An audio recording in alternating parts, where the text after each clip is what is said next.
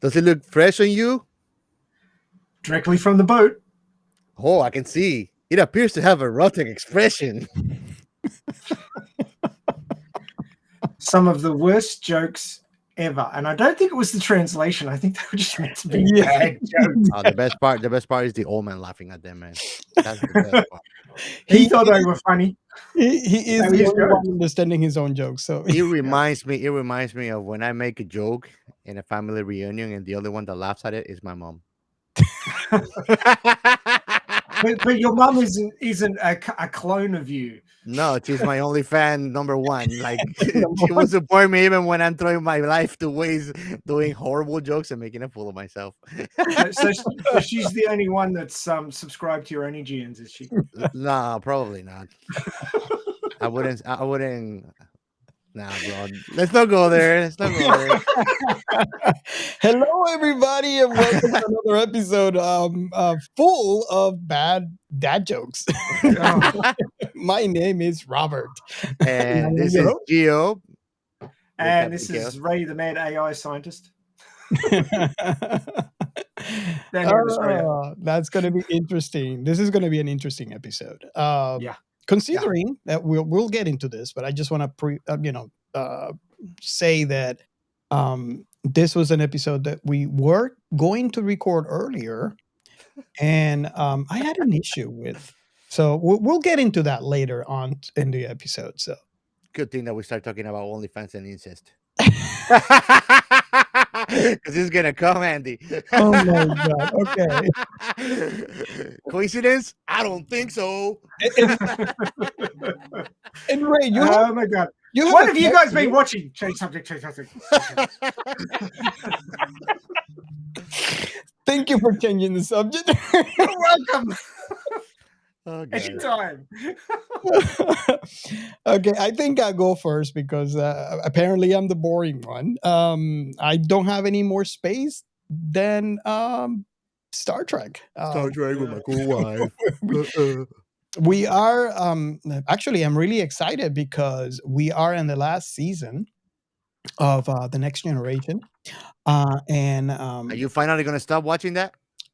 well, that is going to end soon, but there's a lot more to watch. So I'm excited because we're going to get into the movies, and Definitely into this. there's going to be a lot of questions that they're going to be answered for my wife. But she already is planning on rewatching. As soon as we're done, she said she's going to start with Enterprise and go back to the Next Generation. I kind of wonder what's going to happen after we finish the movies. The movies are basically the Next Generation cast. But my curiosity would be, what would she say after she finished watching Deep Space Nine and Voyager, which is two shows that she's has no idea about. So right now, so far, her favorite are the Enterprise, Star Trek Enterprise, and the Next Generation. So I'm kind of curious to see what's going to happen after we finished the entire saga. So I think that after that she might. I know what she might say. I think I do. oh, you think so? Right. You think so? Yes, that one. Yeah, And good for one. all of you who have subscribed to our YouTube channel, from the bottom of our hearts, thank you.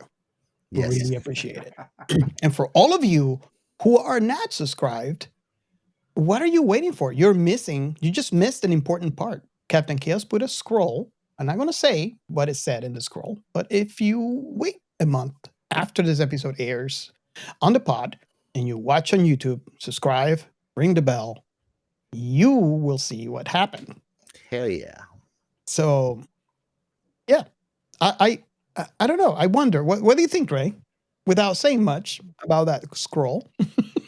Well, apparently it's either being released or has been released as an animated movie of that particular show.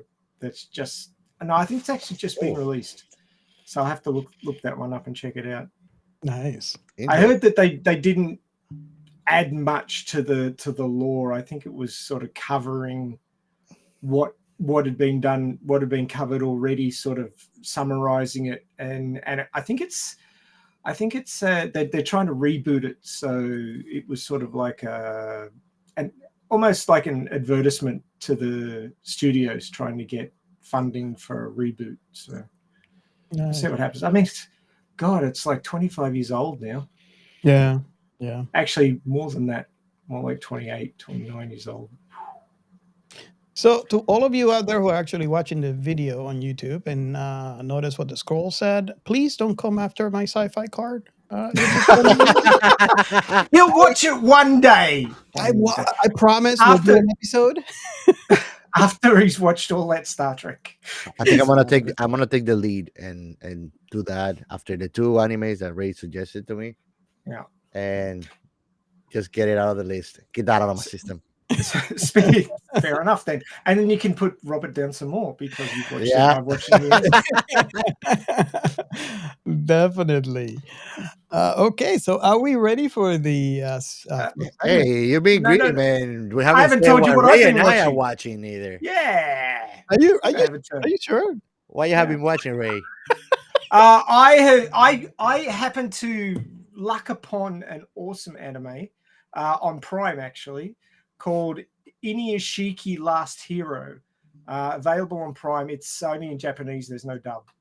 But it's the story of 2 people, one who is a salary man in his late 50s.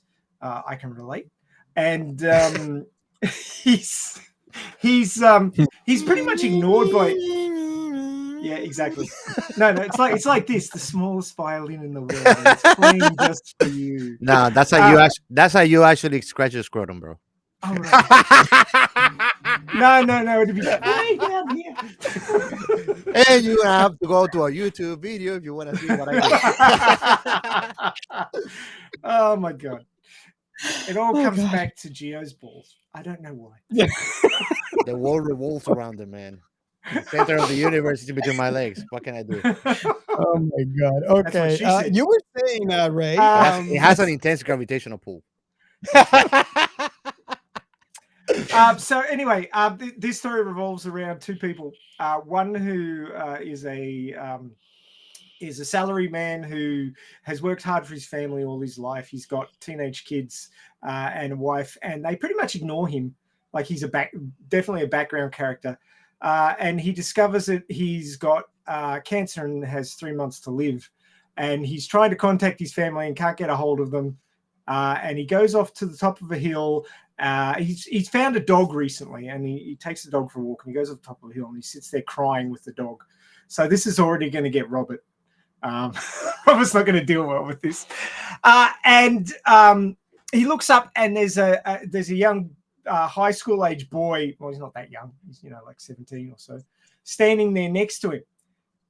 Never did actually find out what the boy was doing there, but they're both there on the top of this hill, and then they get hit by a UFO.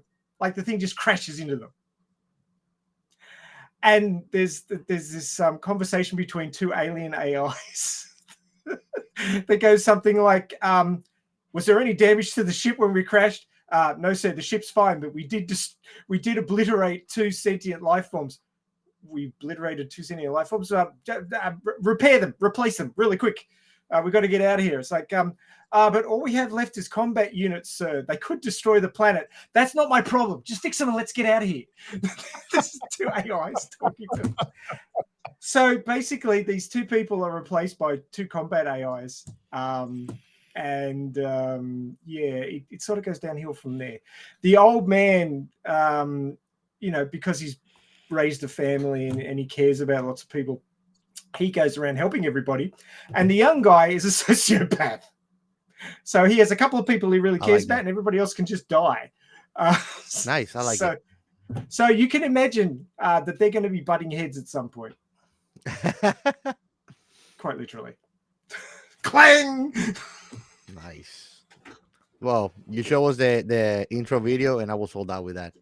Oh, yeah. Hit me on the ground. And it was a good soundtrack, actually. Robert might actually add it to his anime playlist.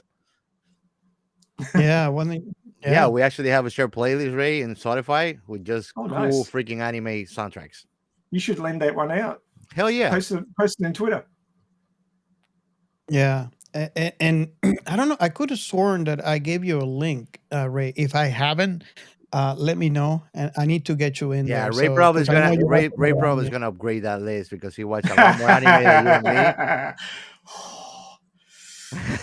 Yeah, I still want you to watch School Days. I'm That going to. there was so much sex and violence in that anime. Oh, I love it. Amazing. I And love it. the end, it just went what off a cliff. I love that. I mean, you got me sold out already when you have a lot of sex and gore. Yeah, for real, man. So, What have you been watching, Gio? Well, I started watching something that one of my best friends told me about, The Melancholy of Haruhi Suzumiya. It's very interesting.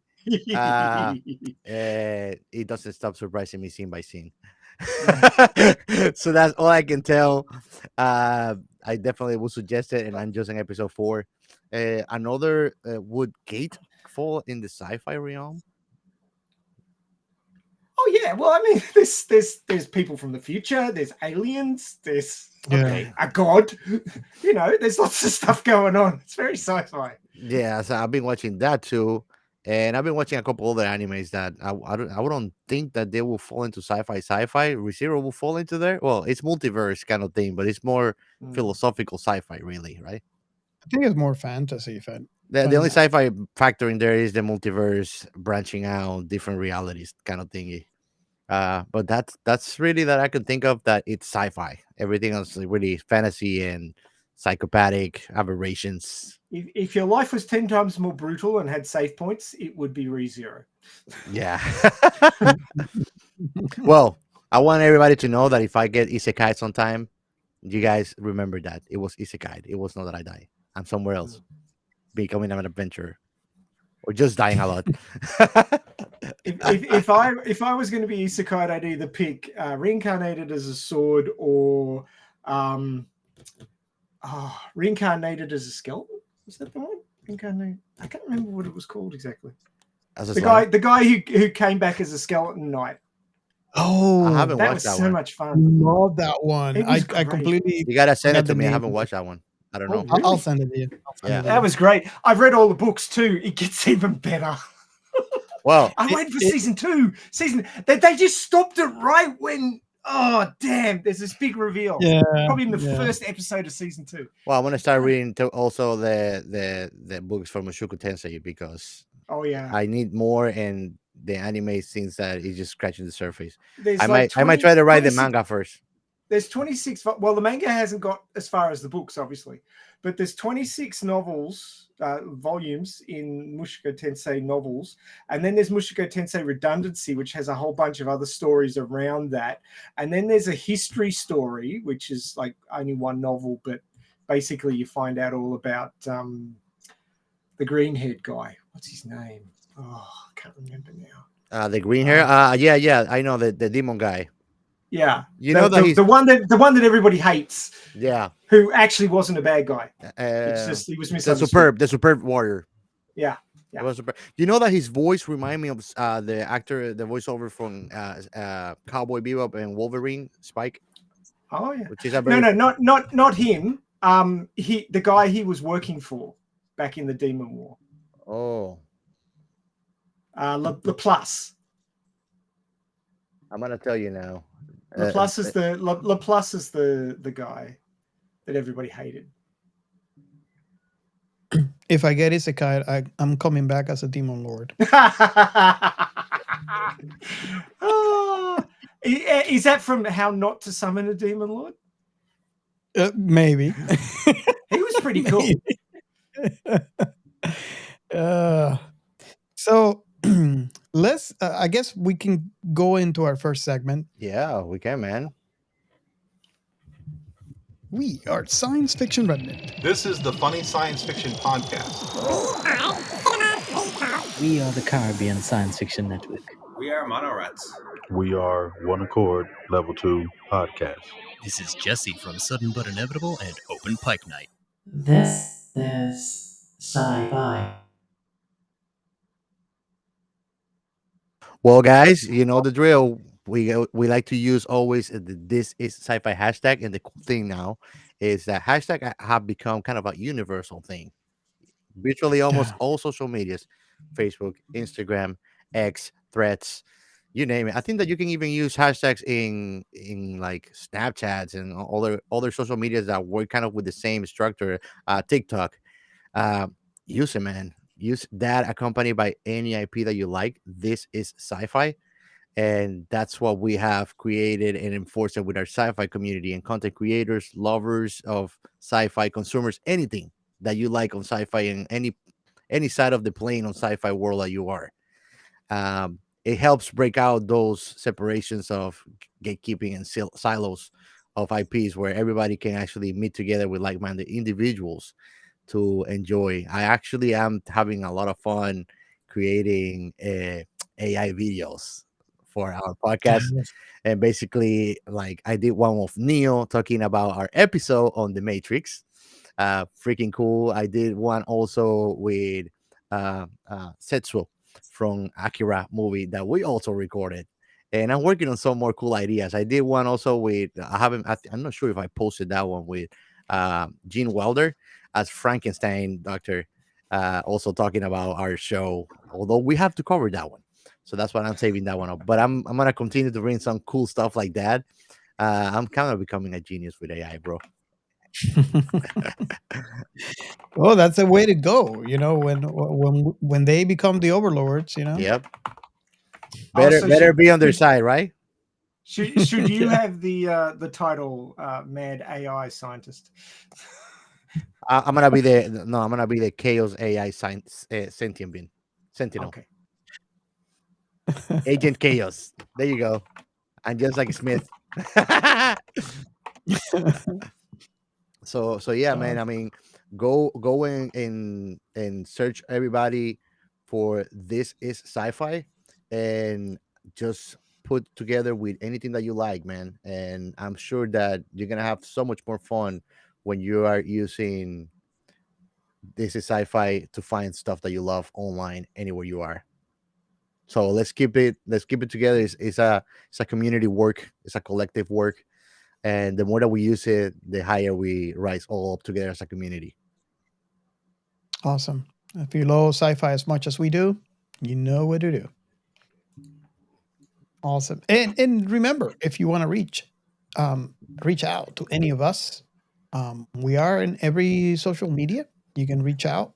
You can also call our hotline 1-305 563 6334 and leave a message for the show. Tell us what you want us to cover.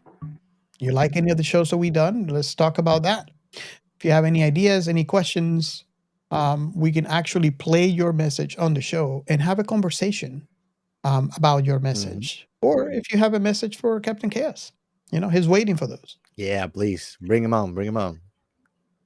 Awesome. Okay, so here we go. Next segment.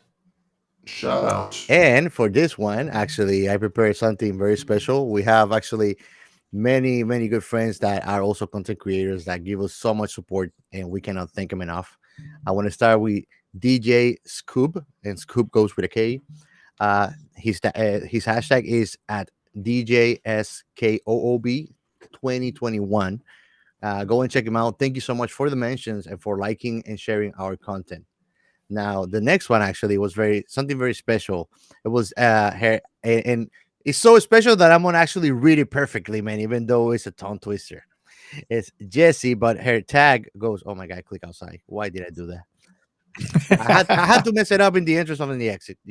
Yeah, Hey, Jesse, I can give you the tag while you do that. I Is got it. add But and no, you got you it? go. You go. Okay. You're better than me on the hey, tag. at least he's got a computer now where if he clicks off something, it doesn't take him a week to get back in.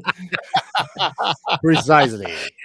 So the tag is Jester underscore Nene. That is JESTER underscore So what's NE. me, Nene?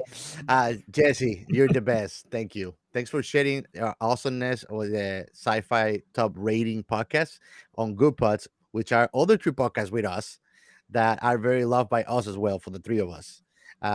So first of all, make sure to follow Crush Your Combo, because Jessi is actually a host on there, Crush Your Combo podcast, and their tag on X is Crusher Combo, just like that. Which is the pod where Jessi is a host, pure awesomeness. And after follow their X or Twitter account, I have like a scramble on my brain not to say Twitter, but go to Twitter or X and The art is formerly known as Twitter. yeah. Actually, all the email notification now is X, formerly Twitter. I guess that they don't want to think that people have a lot of messages from their exes. And They it's didn't think about that. crushercombo.com. So go to crushercombo.com so you can actually find them on all social medias. Make sure to give them a follow. Now, for the list that Jessi shared, the first one is the FSF podcast. So make sure to give them a follow and go and check them out. Their main streaming platform is YouTube. So after follow, if for some reason you're not doing so, go to their channels and subscribe. They're always bringing super cool personalities from all-time favorite sci-fi movies, shows as guests.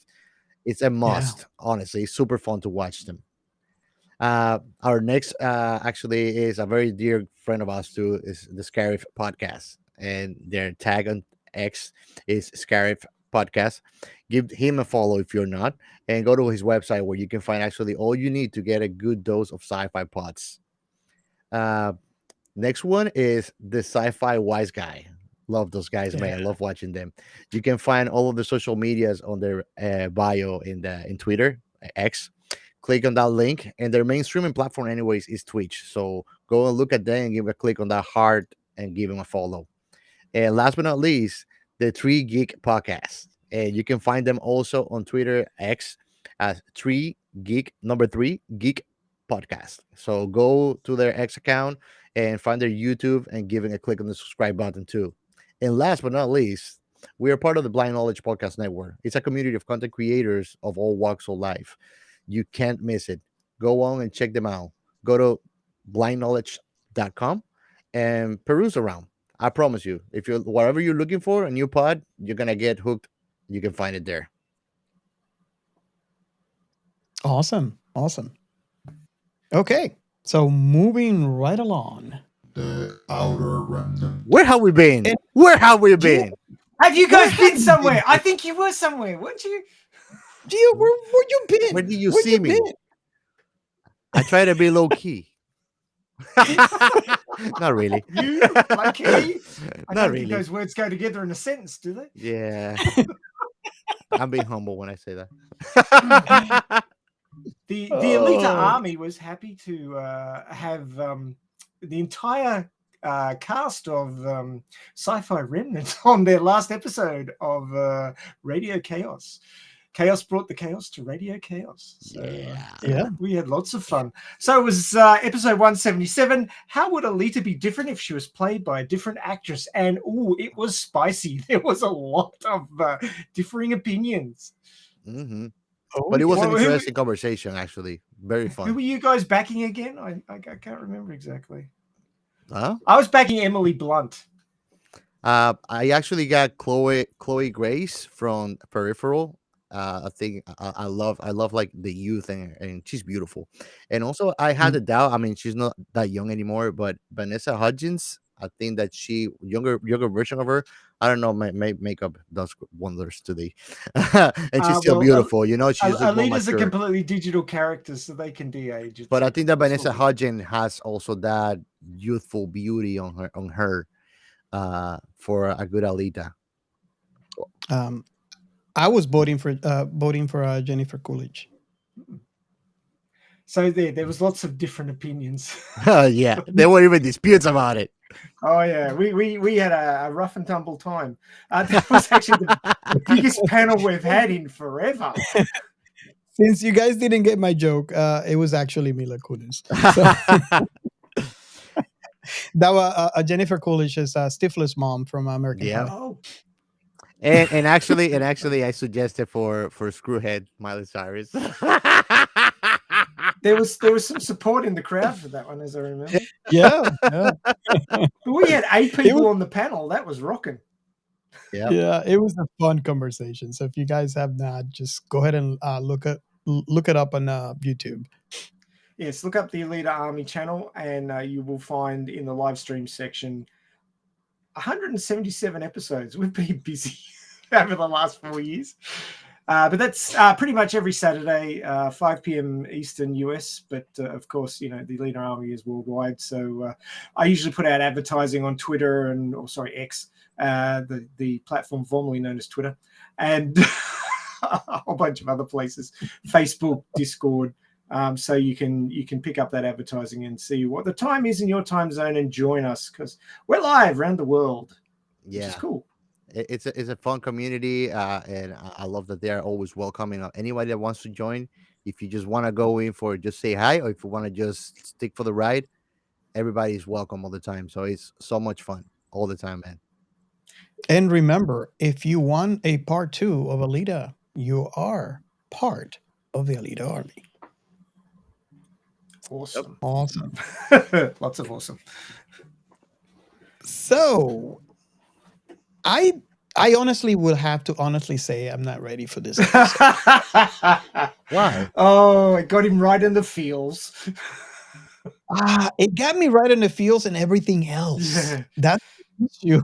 It got me everywhere. I think I said oof 3 times while watching this movie.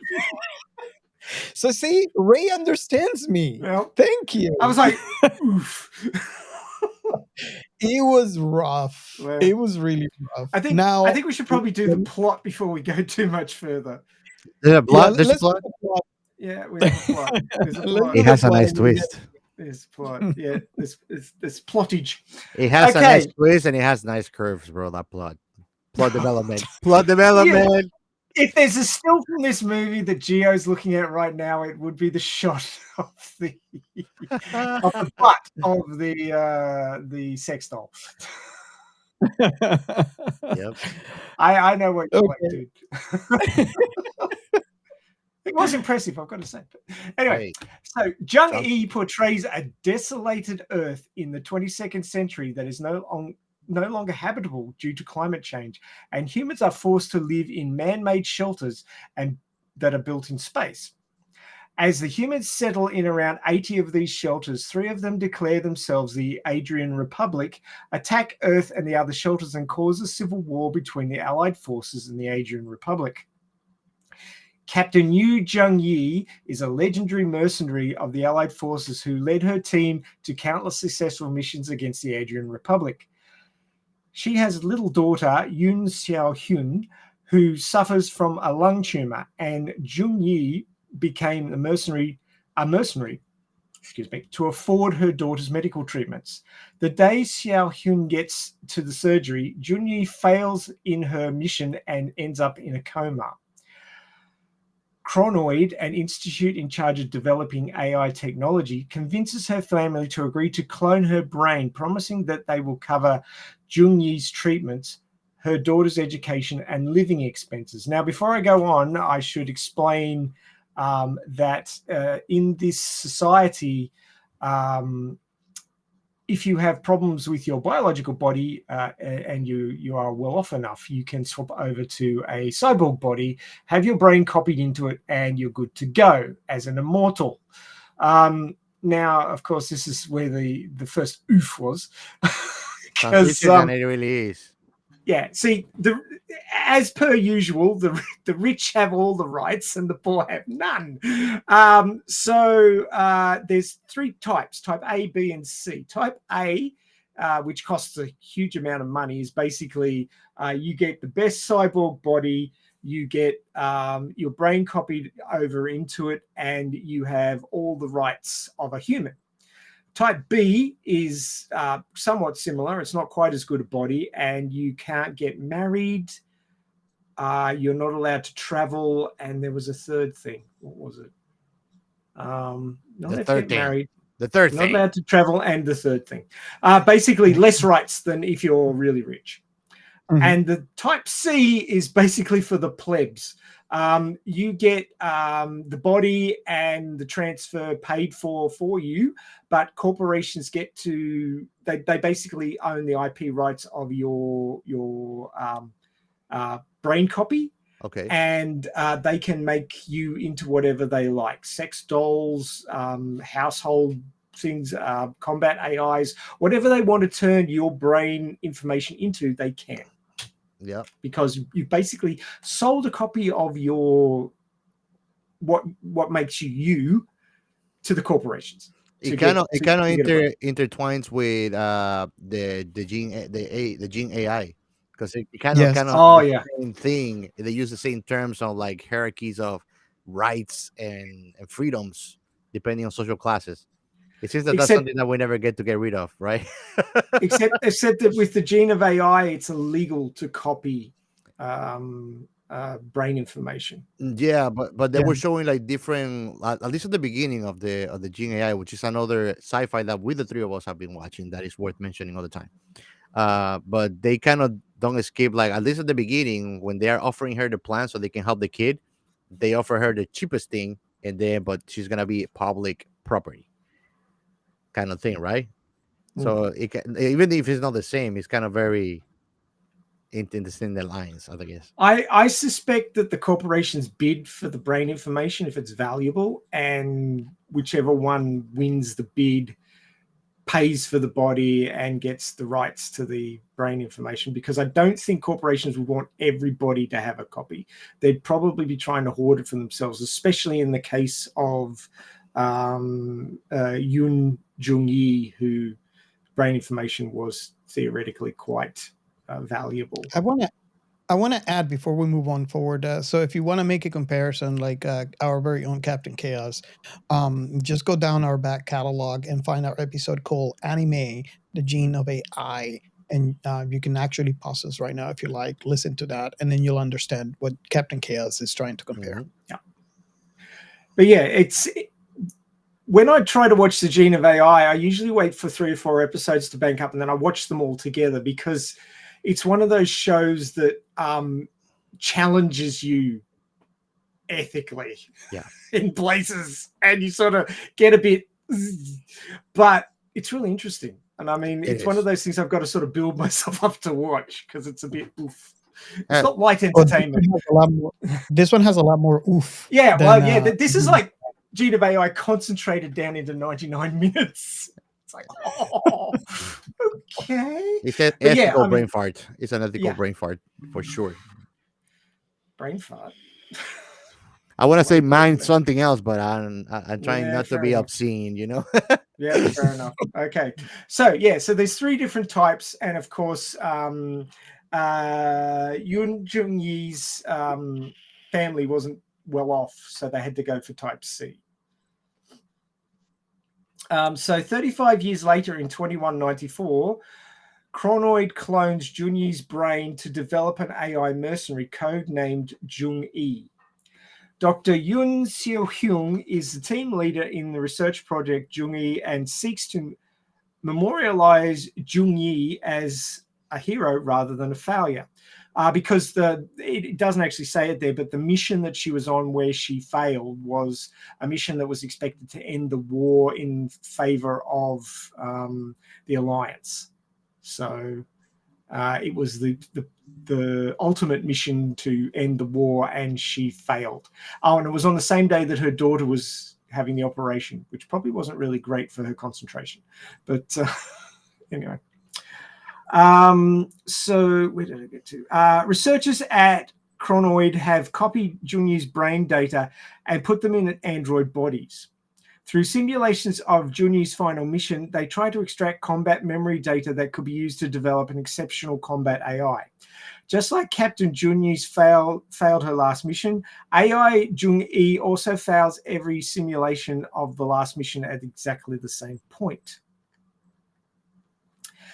Xiao-hun learns that her childhood cancer has returned and she only has 3 months to live.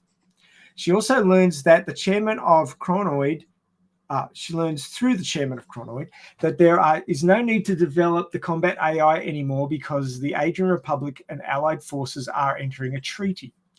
With peace approaching, the company has decided to focus on household services. Xiao Hyun discovers one of her team members with a scantily clad Jung-E robot in his apartment, but he claims that Chronoid has tasked him with investigating using the Jung-E model as sex toys. That was the scene that Captain Chaos was most interested in.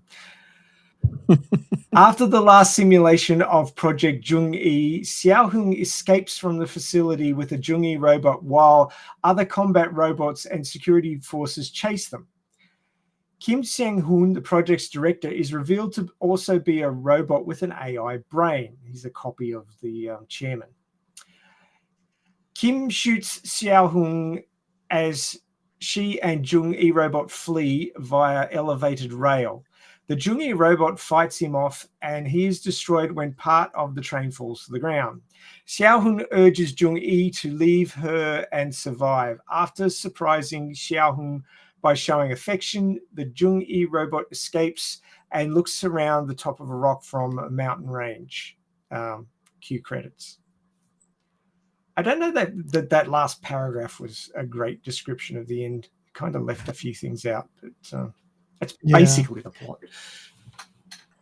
Before we move on too deeply into this episode, I want to talk about the end credits, and I don't know if you guys know. Oh, I did.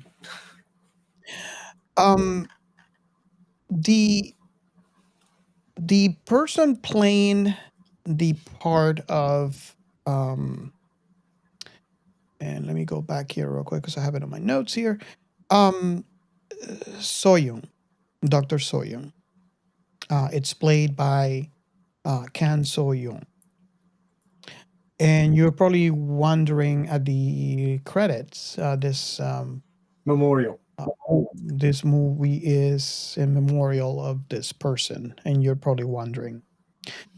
This is actually the doctor, the one that was playing the daughter of Young E in this film. And just to give you, an idea of what happened. This film finished filming on January 2022. And unfortunately, So-young on May 7, 2020, she had I think they call it a cerebral hemorrhage. And she went into a coma and never woke up from it. So this whole film is dedicated to this actress, which has about 36 credits on IMDb. Not well known here, obviously, but it was a great actress, and you could probably tell from her acting in this film. She had really good talent, and is lost.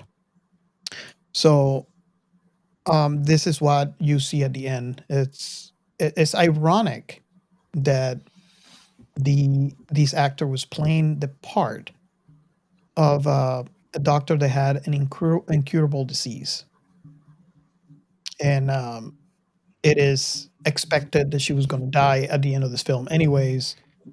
So that's why it's ironic that she actually died in real life, and that's why everyone that has worked on this movie kind of dedicated this entire movie to her.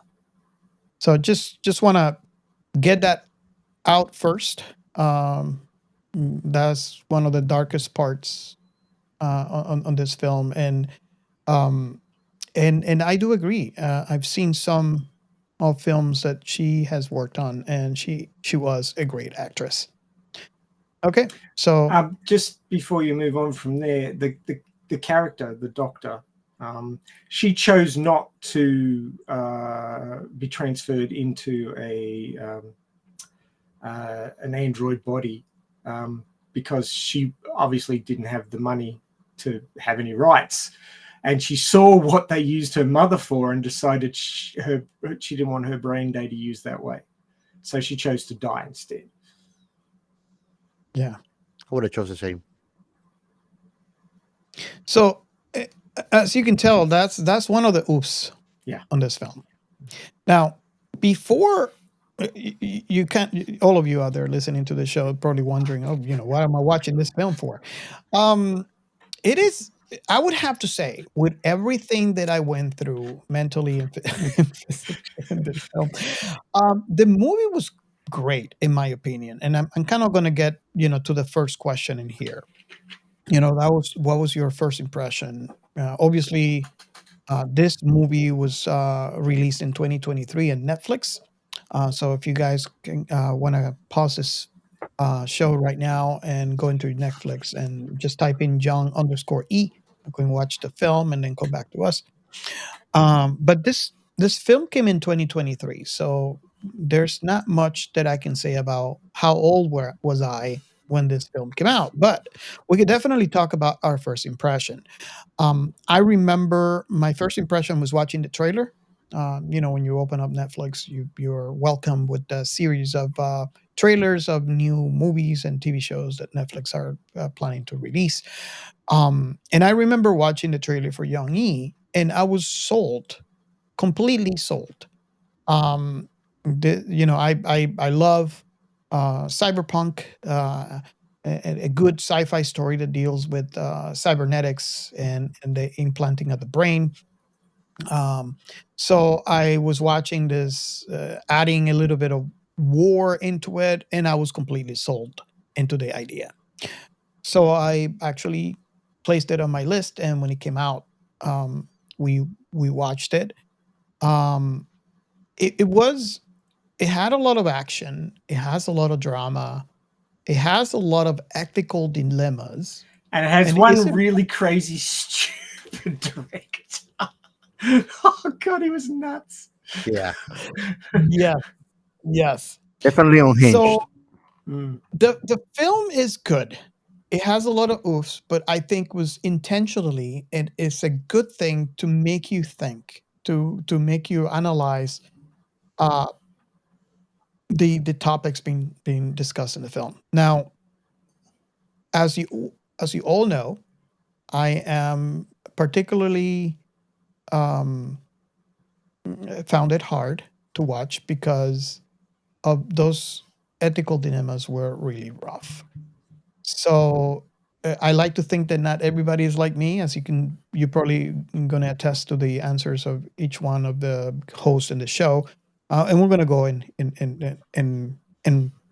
go one by one and see what you guys think. Overall, the film was great. It had a lot of action, Yes. a lot of action. So if you like action films, this would be it. Definitely sci-fi. Definitely cyberpunkish. And I think the part that I don't like about the film is the good part of the film. And I think the film did a great job of making you think about those ethical dilemmas, um, which is it. And I find that to be a really well done job. If it was able to traumatize me the first time that I watched this. So that being said, who Thank you wants to for go the next? trauma. Well, since I watched it with Robert, we did a watch party, which I don't know if you want to enjoy watching watch parties with us, which is hell of fun. You got to join our Discord channel for that. You got to be happy for it to be paused every minute or so, though. Yeah. Yes. But basically, I liked it. I got a proper word, so I don't have to be obscene. It's called a mental. What is it? Oh my god, I got the word, bro. You just said it earlier. No, I didn't. I said Oh, you didn't? I said Okay. mind fart, but I wanted to use another word. Mental intercourse.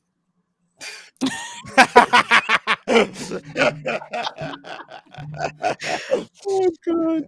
But I mean, it You're was welcome. it was. Thank you for You're welcome.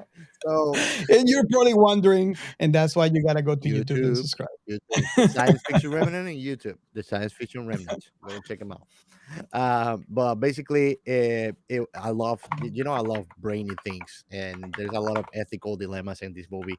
One thing that I wanted to point out, I'm not sure if Korean filmography. I know that it's not same as Japanese, but it might be adapting to the modernity. But you know that Oriental filmmaking, being anime or actual movies or series, they like to play a lot with social taboos. Mhm. So it did not surprise me because of that, probably. And it's something that makes it gets you on the edge of the seat, that makes things interesting, really, because it's that taste of whatever you're watching that makes it unexpected. Which is what you try to get entertaining and amused for, is to get surprised, right? So I did Yeah. enjoy it, but just to let our listeners know the analogy between Robert and I being the yin and the yang. That's the word of the day: mental intercourse. Yeah, you heard it here first. No, Fiction coitus, Remnant. mental coitus, mental coitus. Man, I haven't used that word like in 20 years. Coitus. I learned that word before I learned what sex was in English. Uh, but basically, whatever Robert was like trouble, I was uncontrollably laughing. It That is explains a lot. expectable over on Captain That's how Chaos, much of yeah. opposite poles we are, and we complement each other. What about you, Ray? What was your first impression on this jewel? I mean, she had the jewel in the back, the trunk. Well, just to preface what I'm going to say, the budget of this movie was only around 16.3 million US, which is like chicken feed. That's like what they pay for the catering at most US film shoots. So it's nothing. So I think for the amount they spent on this movie is freaking awesome. Yeah. I mean, it's 99 minutes, so it's not a shorty. It's a proper length movie, and it's fully realized. Now, having said that, I thought the robots combating at the very end was a little bit janky, the special effects, but in general, you couldn't fault the special effects for this movie, like the robots, the control panels. I was trying to work out why they had like iPad-y kind of things, but they were connecting via hardwire. Now, I guess, if you're doing some sort of, top secret research, you maybe would use hardwire rather than Wi-Fi, just because Wi-Fi can be intercepted. Yeah. So yeah, it that makes might have sense. been a security thing. That's the only reason I could think they'd hardwire plug things in. But other than that, I mean, yeah, it was impressive, this movie. Like, I don't think Hollywood could have done much better, really, within that, especially with that amount of money. It was really quite well done. Was very poignant when the memorial came up at the end. That the character and the actor had sort of the same trajectory, in that they were both had very short amount of time.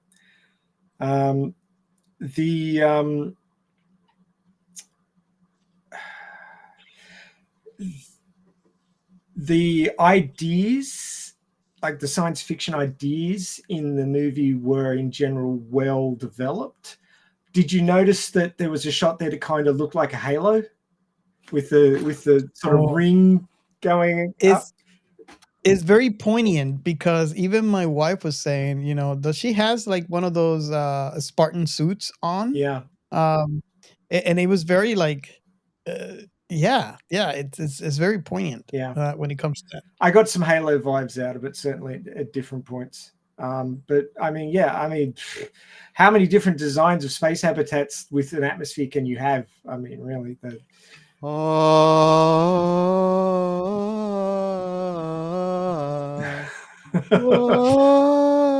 basically. Ooh. I gotta do that every time.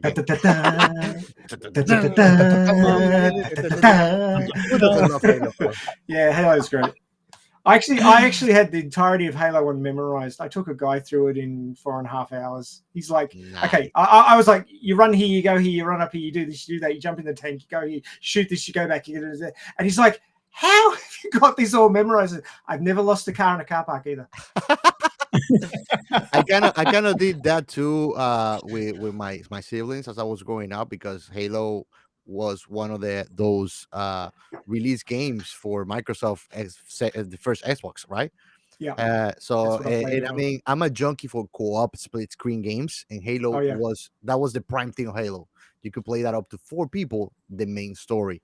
So like, and I have 2 other siblings, and we always would get like we'll do sleepovers on friends' houses or cousins' houses. So it would be a full screen just doing Halo 1, Halo 2, Halo 3 all the time, all the time. Yeah, Halo 2 made it more interesting because you could snipe. Lots of people like to snipe. I never liked the scope view of Sniper. Yeah, Robert's a camper. I am more of a Leroy Yankee kind of guy.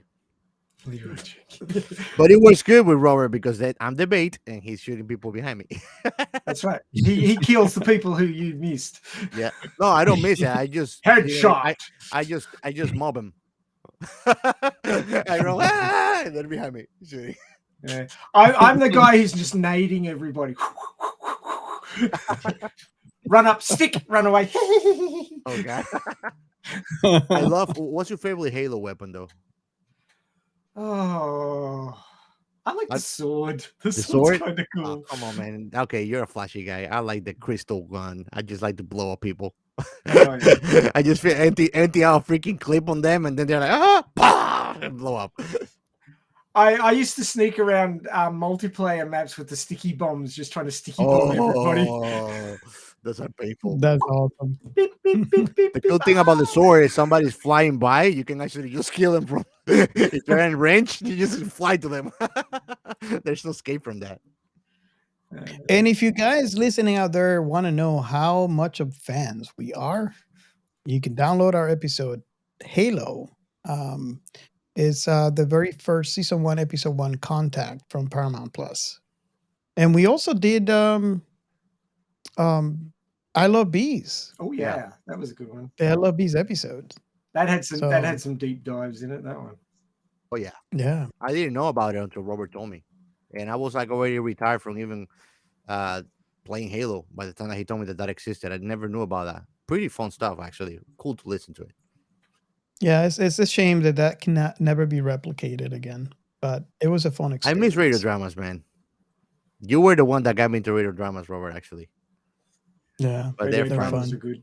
There was a radio drama that it's sci-fi. Zombies are sci-fi, right? That I love from all times.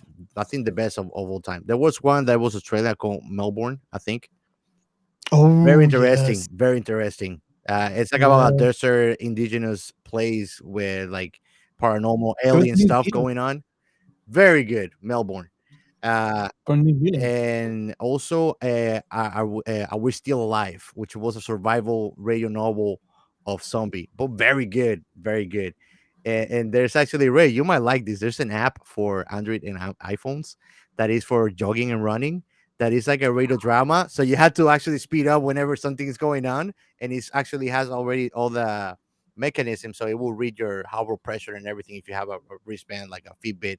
So it's like you're doing you're being part of the story, you know. It's pretty cool. You remember Doc Joe, who was Yeah. on our his daughter worked on that program. She was an Oh artist wow, on that program. how's she doing? She's doing all right. Yeah, yeah. She's she's in remission from her cancer, so Okay, she's but doing everything okay. is going well. I'm glad to hear that, man. I'm glad to hear. Yeah. Glad to hear that. Thank God. I mean, rough times, but you know.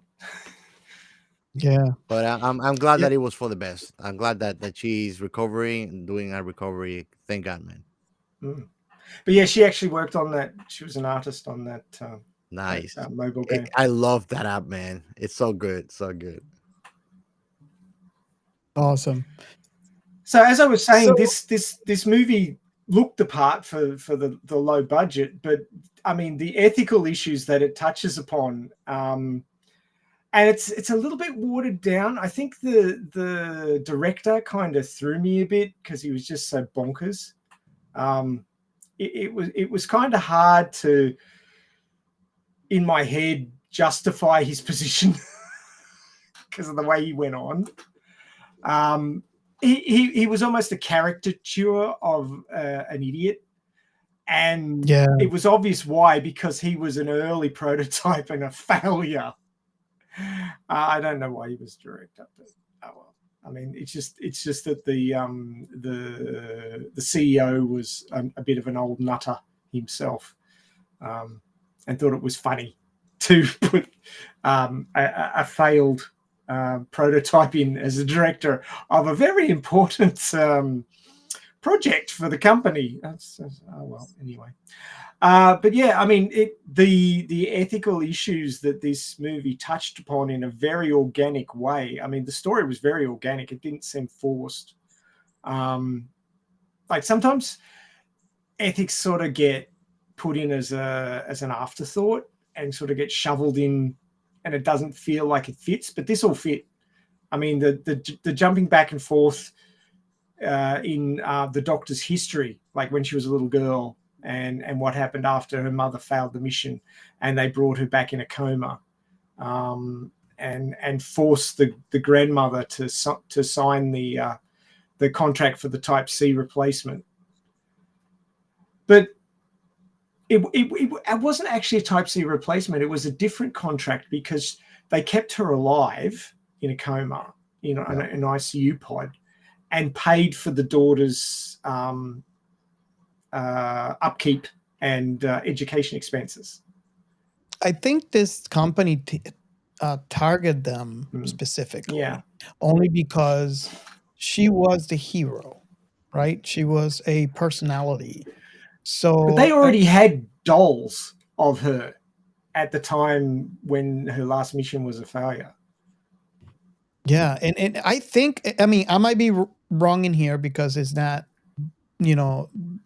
illustrated or it was not told in the film, but I believe that the company, knowing that this was a very important person, they moved on ahead of everybody else, and that's why they showed up at the house before, because if you realize this, when the doctor went to I guess the hospital looking thing, and they were giving her the choices, that's what most people would do in a situation like that at the hospital. They'll give you the choices. You want to type A, type B, type C. But in this particular scene, we see the company actually going to the house. This is not something that was told by the doctor. It was not told by the hospital administrator. This was actually the company that went in there and said, "Hey, we can give you this if if you choose Type C with us. We'll cover the expense," which is not something that they offer in this world. But they were going to cover the education expenses and total expenses of the daughter, and cover the medical expenses for young E to keep her alive. So they're basically all set. And it's kind of like that, I think, brings another ethical dilemma as a company being a predatory entity. And how, what would be your response though? Because if you're in a situation where these people are, it was just the grandma and the kid, and the kid had a big, huge bill, in the hospital, and I'm assuming that there was also the cost of medication and treatment that needed to follow up that operation that cost a lot of money. So how I find it, and this is one of the ethical things that was very hard for me, is putting myself in their shoes and see. Granted, you could speak all you want about what you would do until the moment comes and you're facing that situation. What would you really do? And it is very heartbroken for me to see this situation played out. Oh, I'm sure that companies have done similar things in other ways in the past and will continue to do so. They got to make money, so yeah, they're just going to keep doing that.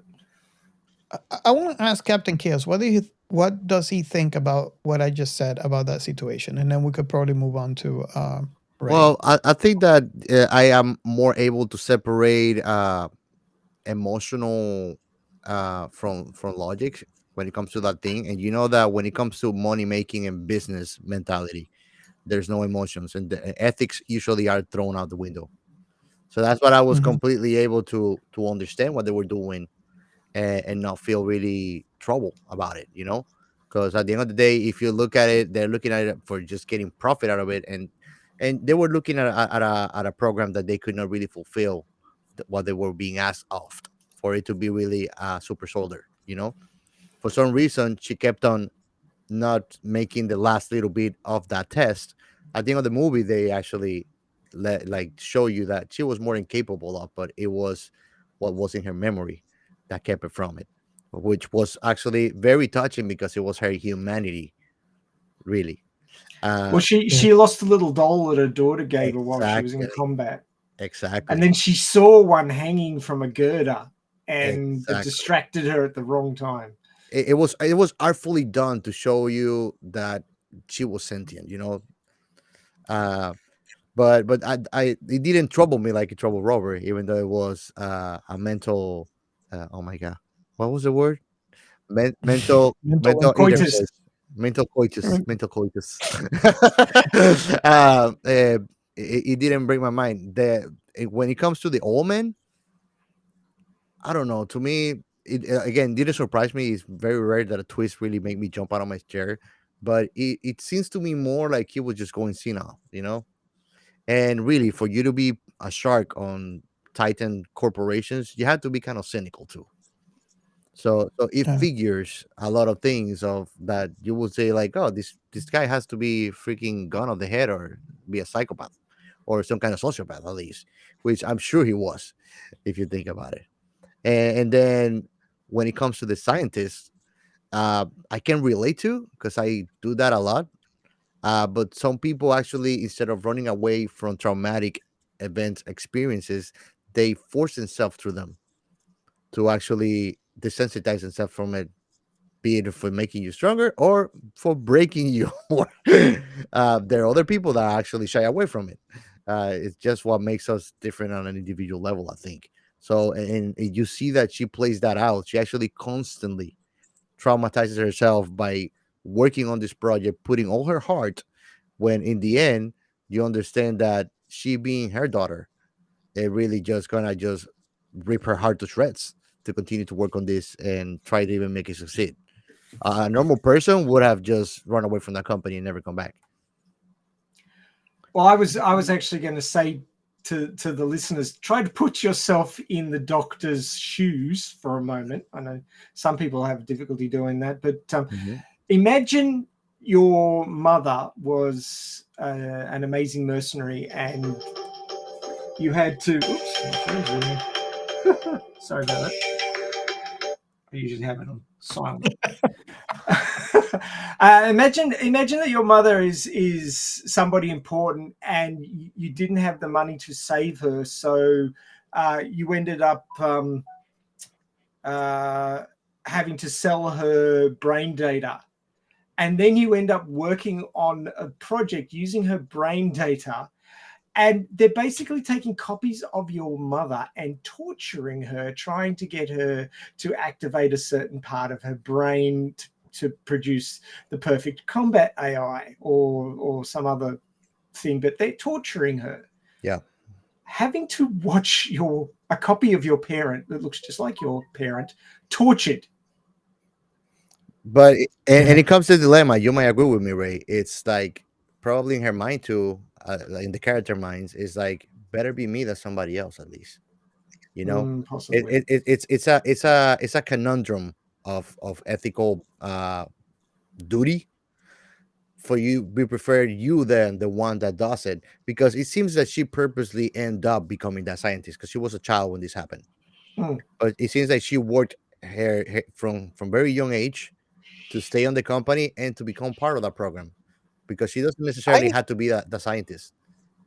I don't know. I really like to think, and then again, that's just me. I really like to think that her mom was in a coma. As a matter of fact, we see this at the end of the film. There's an old lady still there in a coma, which that brings another question. altogether. But I think as a daughter, knowing that your mom is there and not having her, I like to think that in a way, by doing this, she is somewhat closer to her mom. In But a torturing and like putting her through that trauma kind of I was way. yeah, I was gonna get to that because she she she has to be very strong mentally because we do see her, and this is the interesting part because at the beginning of the film, when we see the interaction between the doctor and this robot, I didn't quite understand what she would like bring her head down. She's very stoic in everything she does. Her face is always stoic. There's never a smile, but it gets even worse when there's a proximity to the robot. And I never understood that until later. And again, this is early in the film, anyways. But later on, they explained that when they were at the meeting with all the generals, they introduced her as the daughter of Young E, and that's when it clicked to me. I was like, oh my god!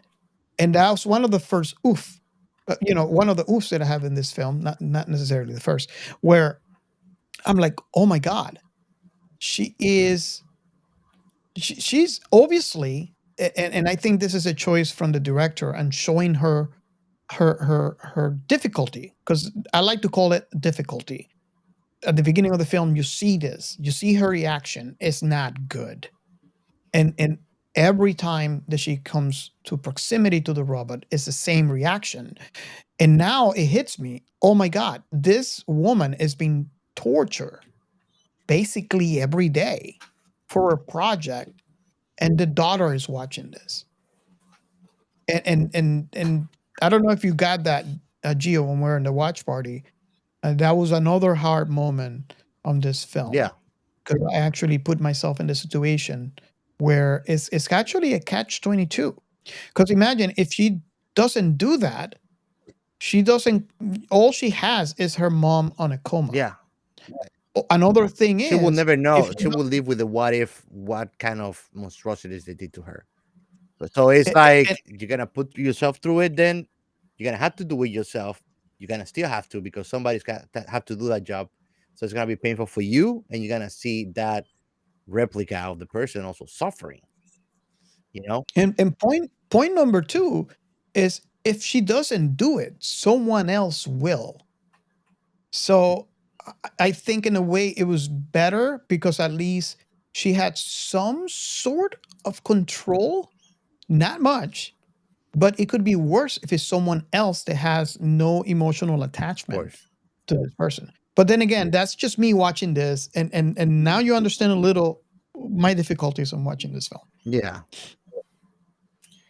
It would seem that they also had the ability to edit things from the brain data. So I do believe that she said she took the memory of the daughter out from the last copy that she let escape.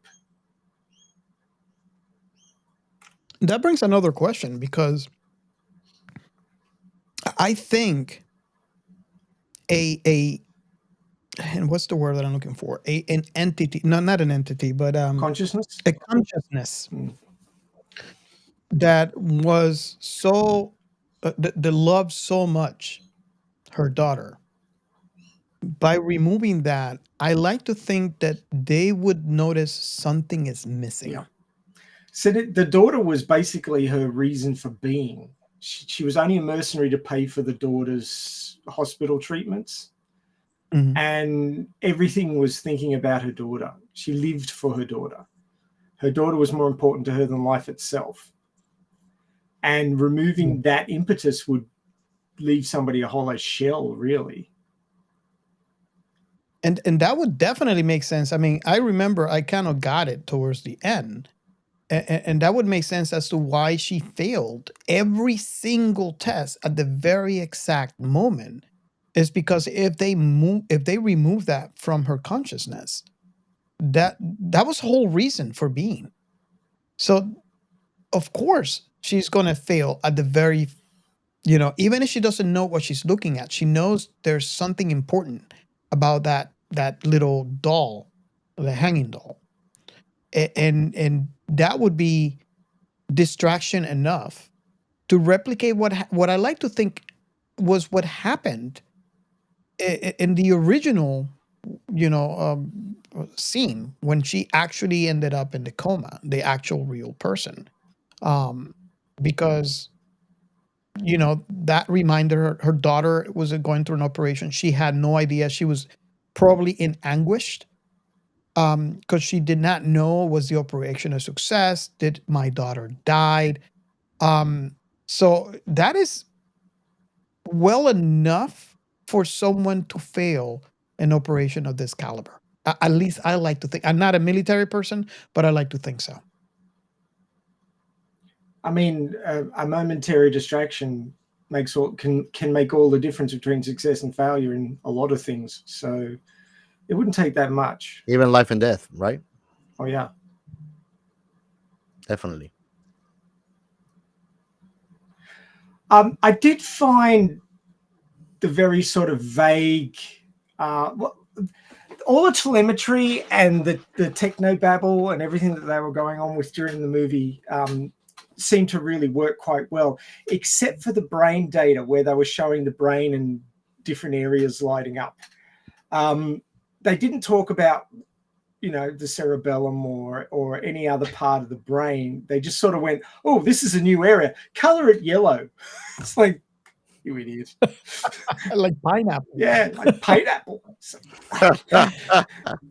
He was. Let me ask you this, Ray, because I was thinking about the same thing. But if you notice how the brain was built, it was obviously similar to a human brain, but it's obviously not a human brain. It was just a bunch of wires in a specific design to replicate what a human brain looked like.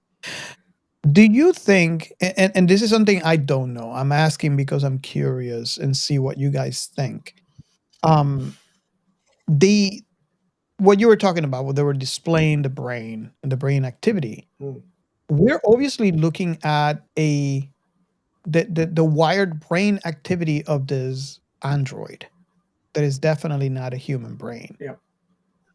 Do you think that the differences might be because is it android body, or do you think it was necessary and very important that they would replicate this AI and its consciousness as a human brain? See, probably in the beginning, the easiest way to replicate something is to go completely away from the original structure and just do it as a simulation, or go completely the other way and simulate the structure to try and make it easier to recreate the original thing. Mm-hmm. I mean, if you're going to build a car, you don't make it like a boat, you make it like a car, because the car functions as a car, not as a boat. So I sort of see the way they did it in the movie with the special effects to make it more obvious what it was. I think that they generally just chose to do it that way so that people would recognize what it was. And I'd say It wasn't wires, it was more probably fiber optics or something like that. Yes. But I mean, it's hard to say really, because we don't have this technology yet, so we can't tell you exactly what sort of shape it's going to be. And as we've said before with the science behind science fiction, oftentimes people will make things in the manner that they saw in science fiction when they were kids. So, I mean, if kids of today are seeing this movie and going, hey, I wonder if we could make a brain look like a brain, but not made out of like biological material. And that's what we end up with because somebody saw it in a movie. Yep. So, I mean, is art replicating life, or is it life replicating art, or is it life replicating art replicating life? Plus, if you don't know how to do something, then you find alternatives of how to reinvent it.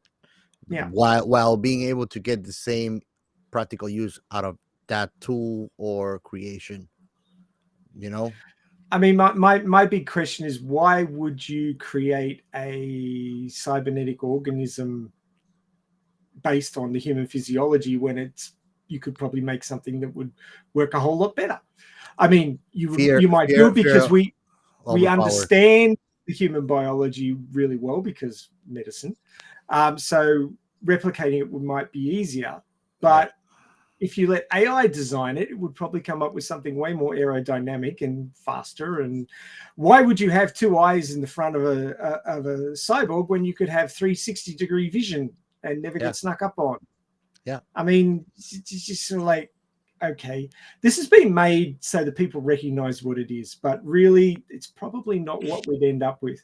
I mean, the Cyberhound with the wheels was pretty cool.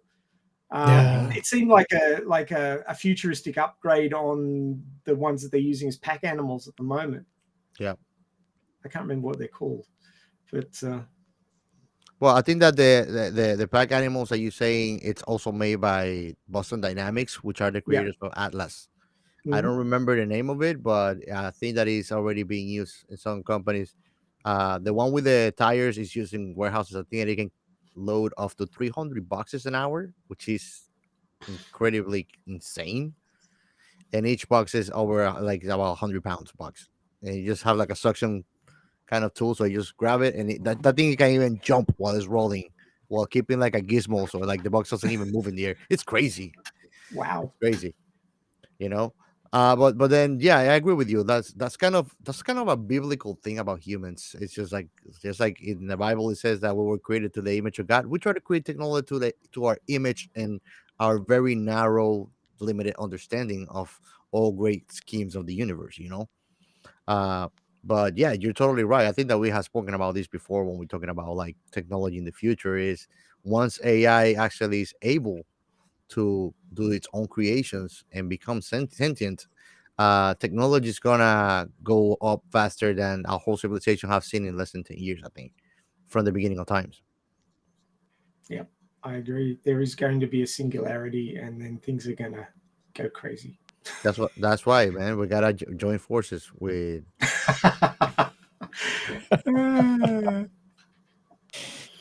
Until they feel you're not Ray. necessary. Ray is halfway there. I think that if AI is sentient, they won't see the need to eliminate us as a whole because they will want the little soup, you know.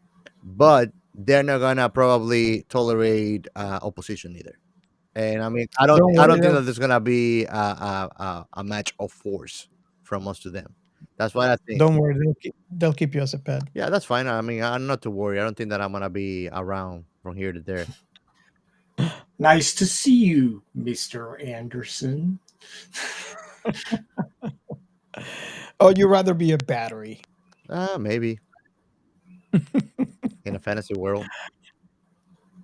Okay, so I Should would we have to call him ask. Captain Chaos Coppertop now? Double A, Captain Chaos Double A.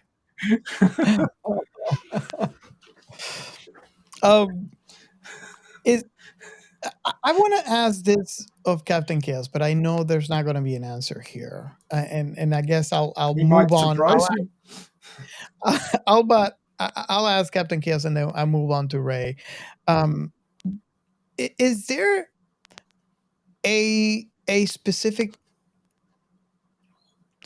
topic on this film that you find it slightly difficult ethically? I mean, no. I know the answer is no, but I mean slightly. I mean, I can understand that it could be difficult ethically for others, so I Mhm, can mhm. point those out, you know. But I mean, uh, being able to really put yourself through traumatic experiences for a moral duty that you have, like what the doctor had to put herself through. I totally understand it, you know. Even though Mhm. I understand that most people would not do that, they would not go and put on the hard work every day to see their family member get mutilated, killed, screaming, dying over Yeah. and over and over. A normal person, and not one, but a normal person that will break their mind. I've Yeah. seen people that have seen the ravages of war and seeing the horrible things that most people don't even bother to make conscious that they exist out there. And they will not even dare look at a screen when that's happening, you know, because it will revolt their Yeah. mind and it will really affect them for like in long spans of times. And that's why the doctor put herself through it, while the company she was working for saw it as a necessary thing, not even as an evil thing, you know, even with the plot twist. Yeah. And I mean, this whole movie revolves around that because that's what she does throughout the whole movie is put Young E test after test after test with the pressure that she needs to pass that Turing test as a soldier, you know. So and I mean, when you look at it from a logical standpoint, Young E is not suffering, you know. That's a copy, that's a replica. Her brain died, and if there's a soul or something, it's gone to heaven or somewhere else. That energy is not there anymore. You know, that's a replica of that person, of the persona. But basically, and it's kind of messed up to the point that by the like larger part of the movie, she when she's trying to sneak around and things, she controls how she will feel. Imagine that somebody could grab you, plug you up, and really say like, "You're destroyed, Robert, and I'm just gonna plug you up so you just don't cry anymore and don't suffer." It's kind of messed up, you know. Yeah. That only there that I can just click on your buttons to see how you're gonna feel doesn't make you a human anymore because it's not autonomous in you. It's something from it's an outer factor that is controlling how you behave, and it's gonna actually control even how you're gonna talk and what you're gonna think. Because if I'm not able to feel what's coming from the exterior, if I cannot control that, how can you tell that it's genuine what I am actually conceptualizing on my reality? Geo, take your finger off the orgasm button. Leave it alone. Of the what? The orgasm button. Oh, I am not. I'm not gonna put my penis in a pencil sharpener. No. No, it's just a button. It's the button. The button. Why is that button worn out, Geo? Make it rain. Uh, Make it rain. so so Captain Chaos, is that would you say that's the one thing, the one ethical thing that really called your attention while watching this, or do you have Yeah, honestly, that she was like at the end they were trying to use the user as a sex doll product. I think to me that was just like a side quest or like a side topic. It was not even the main issue on the whole movie, in my Mhm, opinion. mhm. You know, that to me the most primary thing that it was played here, philosophically speaking, was how much the ones that are alive suffered, you know, Yeah, which in terms out to the end very on the movie you think that is the young boy that is the director of the project and the scientist, and then you learn it's just a scientist. She's the only one here that is getting it all, the suffering and trying to control the outcome one way or another, for better or worse, yeah, which at the end you can see that her her instinct was correct, you know. It was useful because there also was that factor of she wanted to know some things that she never got to get that closure with her mother. And yeah, although it was not her mother, that tool was useful to become the proxy for that resolution to happen. yeah. I think in the end, it was good that she was able to go through all that because of what she was able to do in the end for her mom. No one else would have been no one would have done what she No. did at the end of this film. and, and I So mean, I think that is a very tragic thing if a person actually gets to live a long life full of regrets and with. I don't think that nobody should live with one single what if on the life. You know, doesn't yeah, matter. Doesn't matter if the repercussions are gonna be bad or good. It's better not to live with a what if. There's nothing worse than living with any kind of regret or doubt in your life. It's better that doesn't allow you to live your life to the fullest or to be at peace ever. That always gonna linger there, even in your subconscious. You know. yeah. Um, I guess, Ray, the question goes to you. If there's one thing that you want to say that bothered you the most when you watch this film that comes top of mind, what would that one thing be? The mother was frozen in time.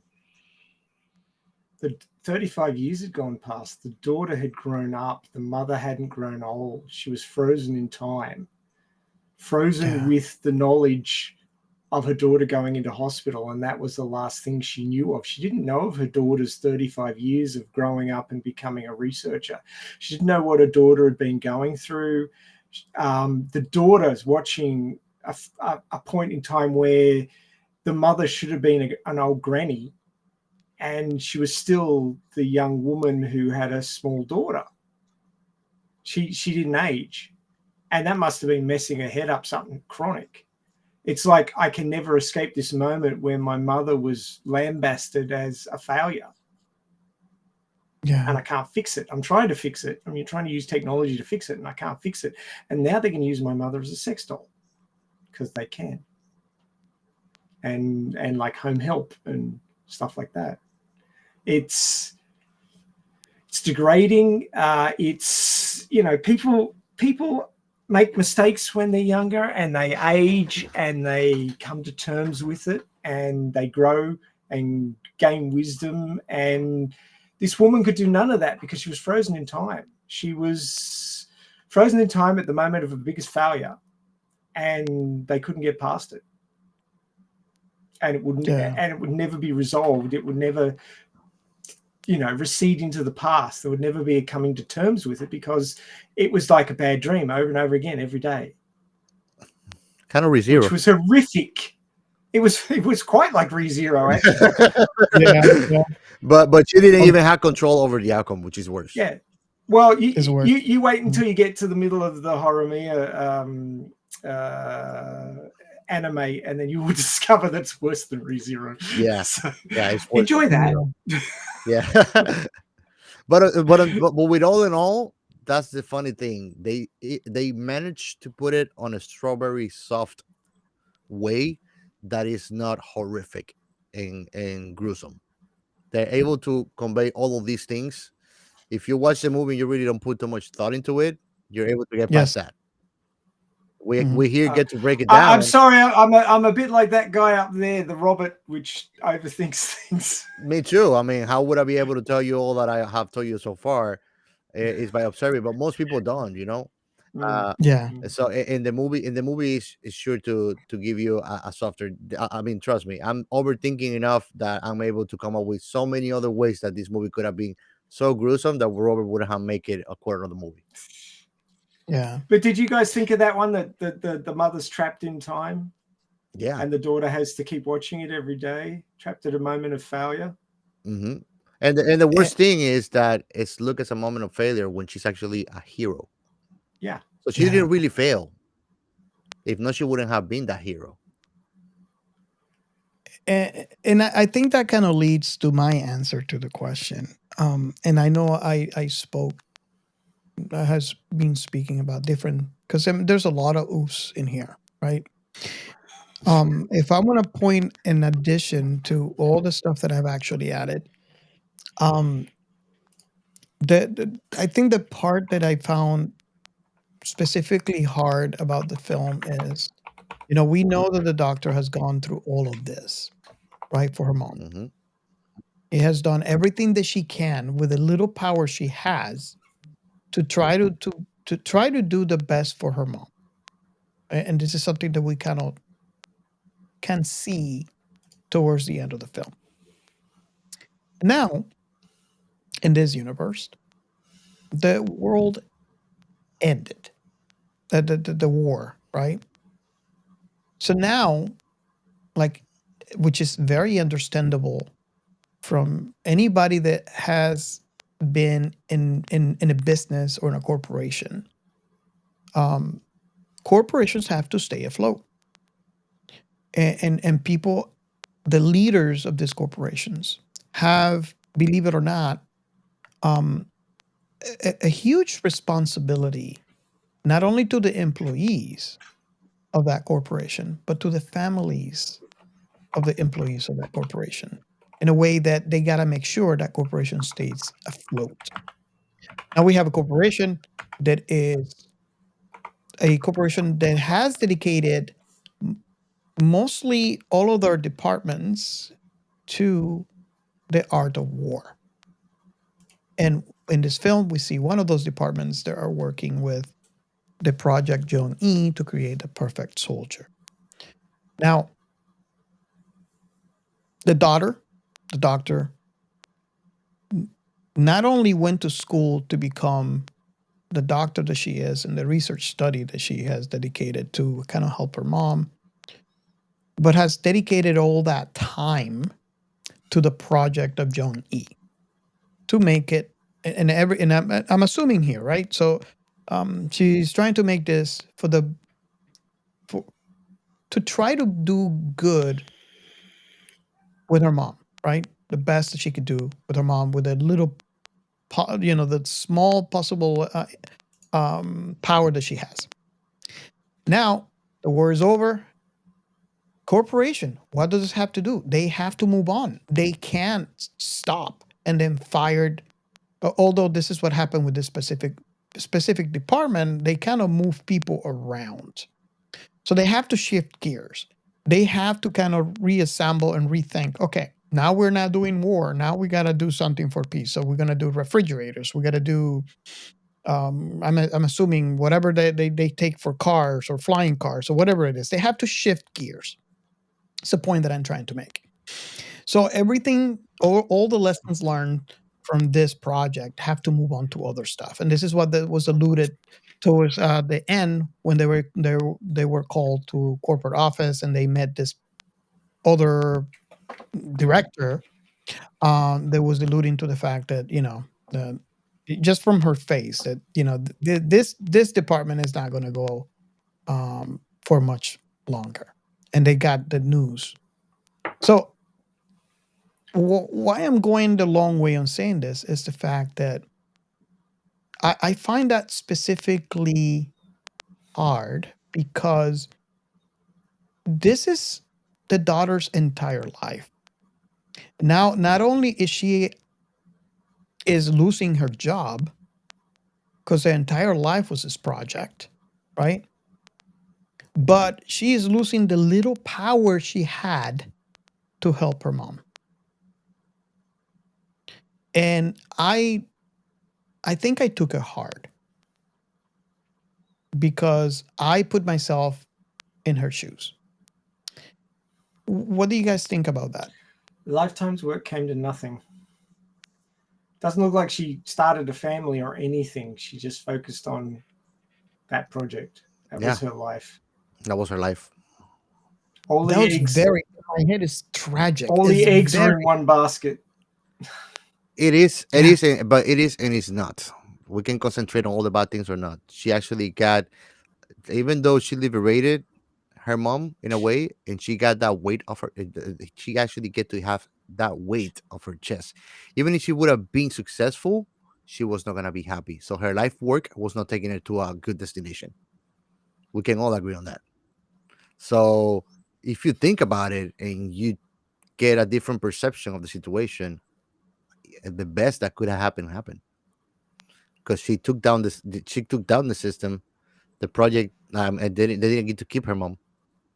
She destroyed everything and she freed her, which is kind of scary too because you don't know what she's gonna do now. You have an Andre out there that is sentient and is a freaking war hero legend. So I don't know. I don't know that she'd managed to destroy all of them because they had copies back at HQ, which they were. But remember, they were kind of empty shells. Well, what Gio was saying is she deleted the information. She was successful in deleting her mom. Her personality was not in those cases anymore. Remember how they would always keep that single robot on a place and use it for testing? It's because the original copy wasn't there. So that's she gets to save and take away from that corporation the valuable thing, which is her mom. Really, you can have a robot that looks like her and that shoots and is very good, but it doesn't have that little detail, the personality of Well, E Young. let me add to this because I know some people listening to this conversation might also think about this. They can always go back to the person on the hospital. They can always go back and make another copy because she's under, what was that? Type C, right? Hmm. But that would be starting from scratch. The whole 35-year research was deleted and all combined into one and added to that robot that escaped. So I think that's a big finger to to the company. Yeah. Granted, she might have gotten her revenge per se, but still, it's still tragic. Not only because we know that she's going to die on that train, right? She was bleeding out. The police is coming out. Um, Even if the police gets her, she ends up in jail, and they take her to the hospital, and she's Uh, um, she might not go to jail. Remember that it came out that the director was a robot, which nobody knew. So that kind of yeah, gave her but that scapegoat she needed, not to be the villain. my But point she is only had 3 she's months to live anyway, or less. exactly And she had 3 months to live. So, and not only that, but if young E was the copy that we all think she was, she is going to live with regrets because she learned at the very last moment that that's actually her daughter, and she left it. So I like to think that in that little last scene that we see her contemplating the horizon at the top of a mountain peak or whatever that was, she must be regretting because if we all know based on the beginning of this film, she lived for her daughter. So I, I don't know. I have very complex emotions, as you can tell from my conversation so far.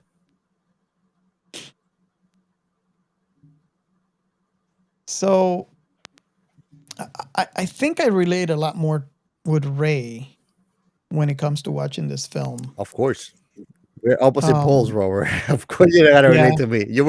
I was laughing uncontrollably when you were actually disturbed.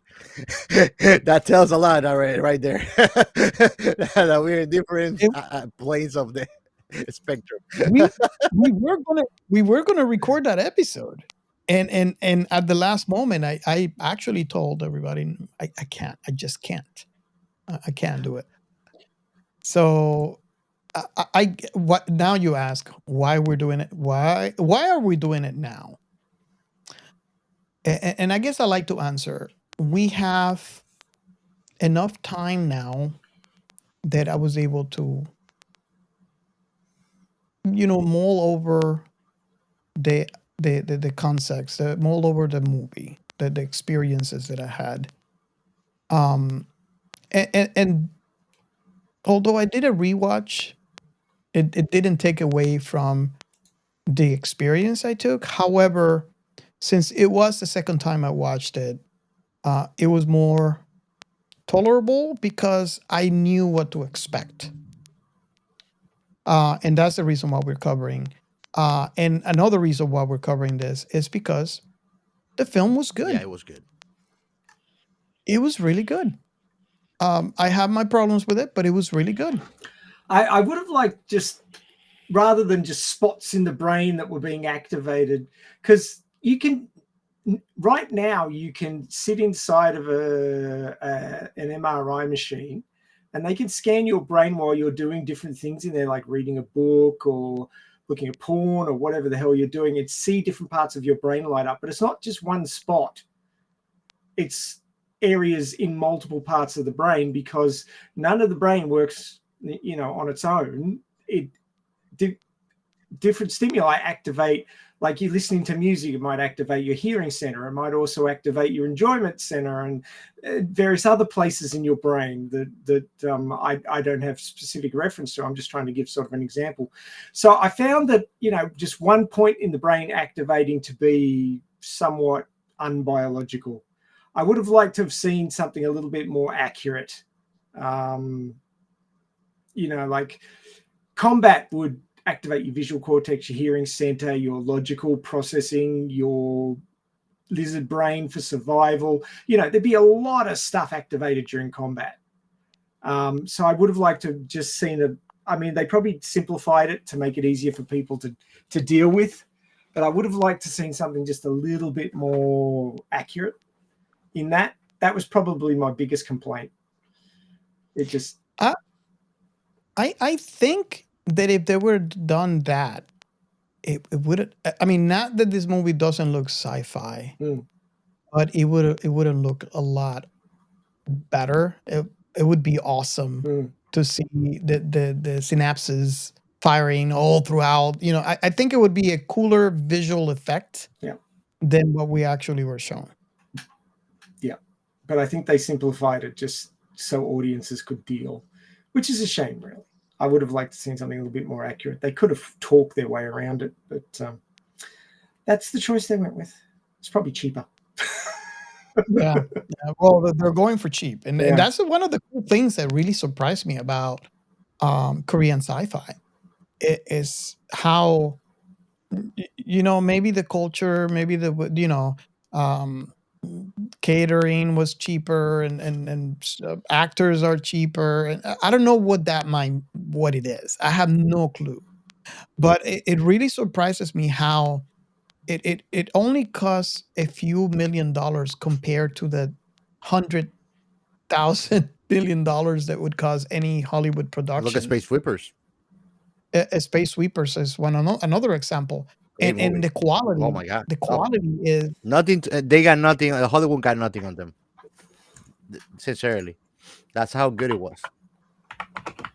and now one of the cool things about what I like about what Netflix is doing, if any, is that before, and again, if you listen and watch this show for long enough, you know that I am a fan of Korean TV.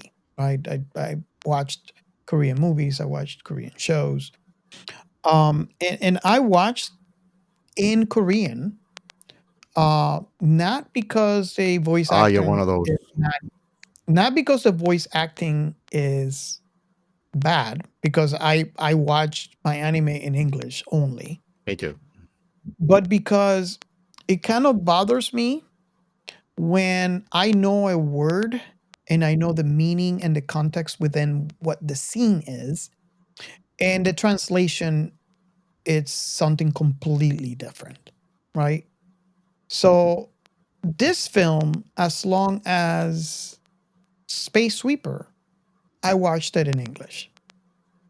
And I think, I'm not saying all, right? But most of these Korean movies that I've seen translated on Netflix, they are doing a tremendous job in making it as accurate as they can. I mean, obviously, there are always going to be differences. Like one example that I can give you is if you watch, for example, Japanese, you probably understand what itadakimasu means.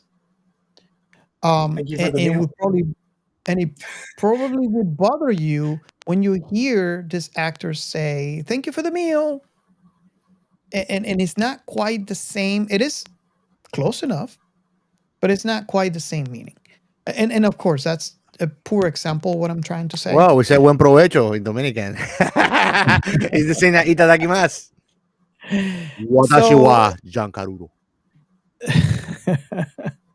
so it's they're doing a good job. So why am I saying all this is because I remember when I started watching Korean TV, and the big complaint that I hear was, I don't like reading subtitles, and it's a very good, uh, I understand that, right? So most people are busy. You want to put something on, you watch and do something else, or it's just convenient to have that understanding with just hearing a movie. But what I would have to say today is that we no longer have that excuse. companies like Netflix and others out there are doing a really good job in translating these films where you get the exact same.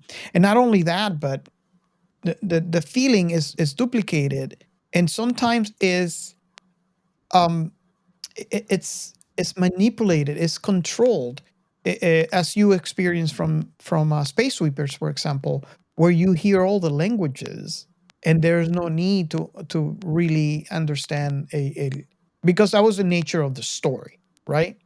So not only we have writers playing around with this concept of the translation when it comes to sci-fi, but we also have better translations than we had before. And I think we no longer have the excuse that I don't want to read subtitles. You can actually watch this film. I'm not saying the older films are that way. You still find some films and so TV shows that are not translated on Netflix, but this one it's safe. I would strongly recommend you go to Netflix, just put in the English track and just watch the film. It's a really enjoyable and the translations are really good. Hmm. Just for reference, the budget for Space Sweepers was US 21.2. So it's still in the same ballpark. It's probably the catering plus the drinks bar. I agree. Just I the agree with that catering. statement. Catering, man, that gets you every time. But people have to eat. It says donuts with the gold leaf on them. That's Gotta do what you gotta do. We're not all cyborgs, you know. Okay. Anything any of you would like to add before we move on to our last question? The main thing that threw me about this movie was the director. No, I'm not talking about the movie director. I'm talking about the project director. I mean, talk about unstable copy. It's just shocking. That's also like a big statement of being full of yourself, of a egotistical character, if you think about it. Yeah, true. I mean, we don't know what the CEO was like when he was young. He might have been exactly like that, Hmm. but he Yeah. got away with it. Either And either that or this android was his. It was kind of a sad also reflection of what he wanted to be, but he didn't dare to because he didn't have that platform or somebody that would enable him to be that. So he had to well, suppress his whole life who he really was in order to really succeed and become who he became. Right? I think his story is sad too, Yeah. the director, because he wasn't meant to be. He was supposed to be a replacement for the real director at the time. Um, he was, I don't know if they explained, but he had a terminal illness Mm. that eventually got cured. So the idea of having this is basically type A, right? Yeah. He was going to transfer into this. And he said at the end, and this is something that we catch at the end of the film, where he couldn't go through with it because he said, this collection of wires, this thing is alien to me. Basically saying he couldn't live as an android for the rest of his life. So he's basically saying he'd rather die. So he was a leftover. And not only that, but he did mention that when the project is ended, he was going to destroy them. Yeah. So he was telling the doctor, please treat him nicely because he's gonna be destroyed after this whole thing is packed up and wrapped up. So it's kind of like a sad story too, because I like to think that he had, I mean, he's a consciousness, right? He might not have a soul, but he's a consciousness. And that's another oof, and where I had some issues with this film is putting myself in the shoes of this consciousness that they're knowing basically have no rights to exist, and they can pull the plug at any time, so their existence is gone. They're not going to heaven. They're not going anywhere. They're just going to disappear. Which figures much his reaction at the end. It's very natural. Any living being, even a human, if you actually show them, oh no, you're not a human. After like if somebody pulls the rug under your feet, when you think that you have reached the top of your career and everything, what's gonna happen to a normal person? They'll crumble. They'll crumble like a cookie and go If somebody cuckoo. turned around and told me that I was a cyborg, I'd want a refund because this cyborg body's not working very Hey, that's what gives you that reassurance that you're not. It's like me, man. Oh I god. was telling a friend today. I already give my skateboard an awkward look when I look at it and I have it on my trunk. Like, no, I don't want to get on it because it will hurt if I fall. Oh yeah. Yeah, You break it. Ray, You we break a talked hip about and you're done. yeah. I know I can get a hip replacement now. Maybe I can reach. And then Oh you could my be God. a hippie. No pun intended. Ray, I think we talked about this in previous episodes and how the psyche of a consciousness would work once they realize they're not no longer they're not humans, they're a cyborg. Oh, they're not the I- original. They're not the person they thought they were. They're just a copy. Yeah, I think we talked about that. I mean, many episodes, but one that brings to mind, it's the episode we did on RoboCop, and how they would actually destroy themselves. So I think we kind of saw, not necessarily that in particular, but we saw a little shadow of this concept when John E, for example, got shot in the arm and the hand, and she saw for the first time the cables and the robotic arm, and kind of freaked out, and she got shot there and done with that. But I we kind of see that all throughout. And again, I don't know. In part, I like to think that it was a combination of that and the obvious torture that she's going through. I don't think that she necessarily remember one torture from the other because they destroy the brain every time, and they just recorded the good things they kind of copied over and added to the research, and that's how they But the built person on. who remembered it all is the daughter. Exactly.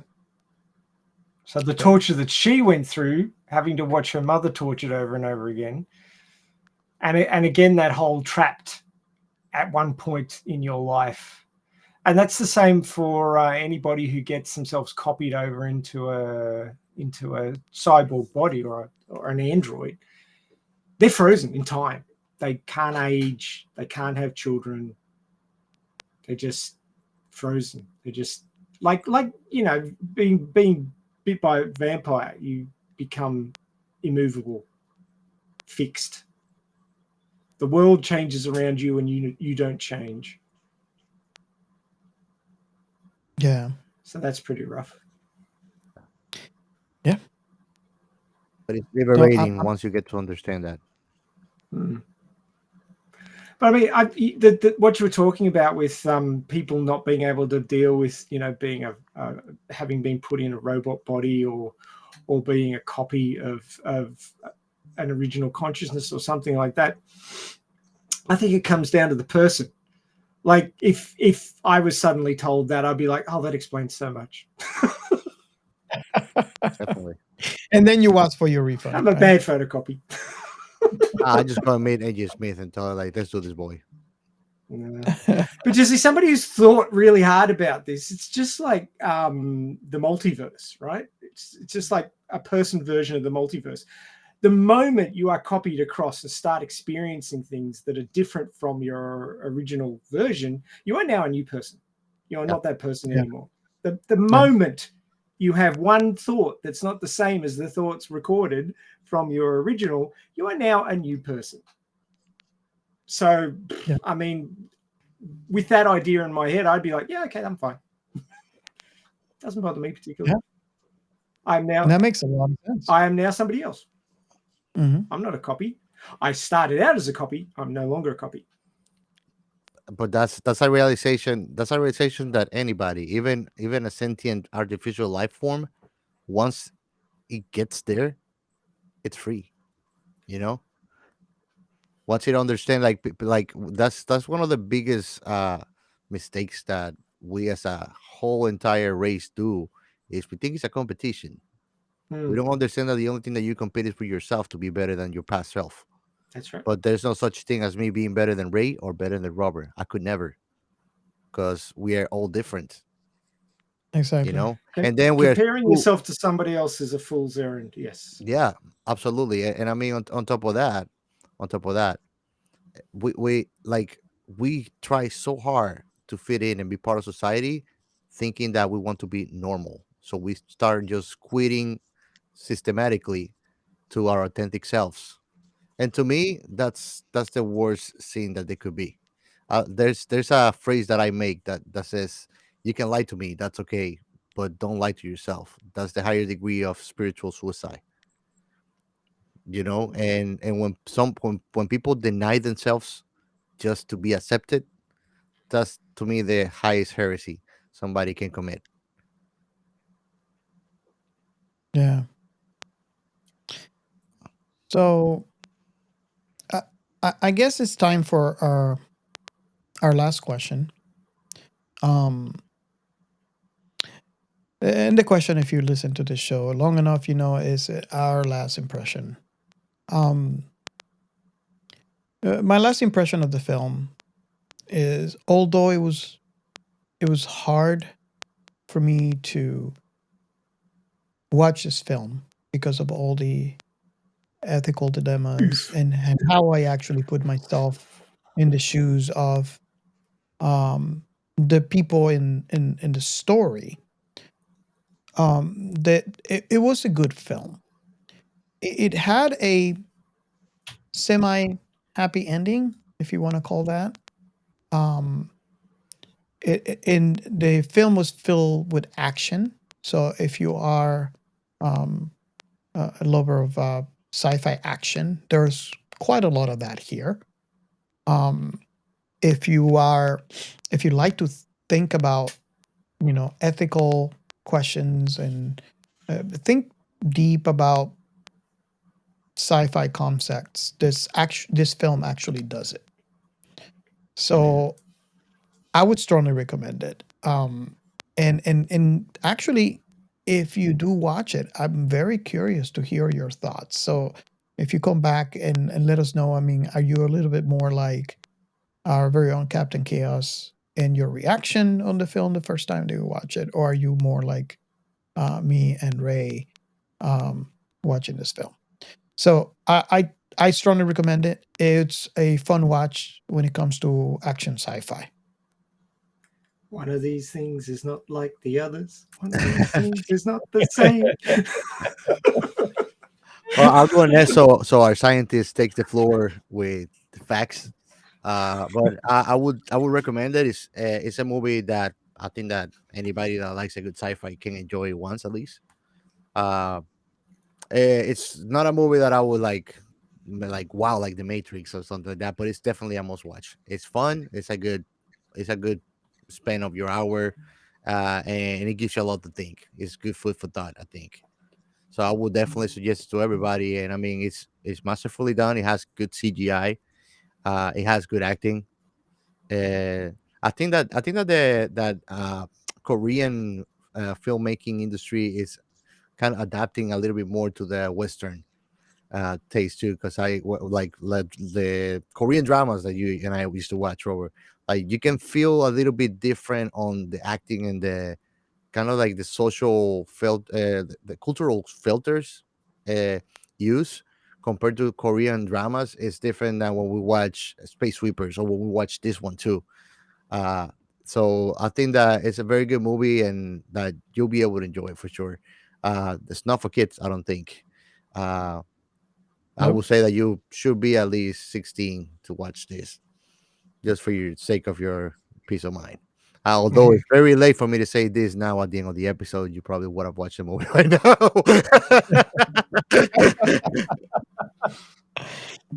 Oops. Oh well. Maybe we can edit this bit out and put it at the start. We should. Parental advisory from Captain Chaos. Yeah. Giving at the end of the show. No, we'll copy it to the start of the show. And then I mean, I'm chaotic, man. I like to do things once. I like to fix things, so I have to break them first. okay. I was Very wondering why there was logic that there. pack of eggs in the fridge with the sticky tape on the eggs. Maybe so the box doesn't open. Yeah. That's bad news. This movie is a can of worms. For anybody who thinks about the deeper meanings of a movie. If you're one of those people who goes in and turns their brain off, you can watch this as sort of like a bit of a wacky in places Korean sci-fi action movie.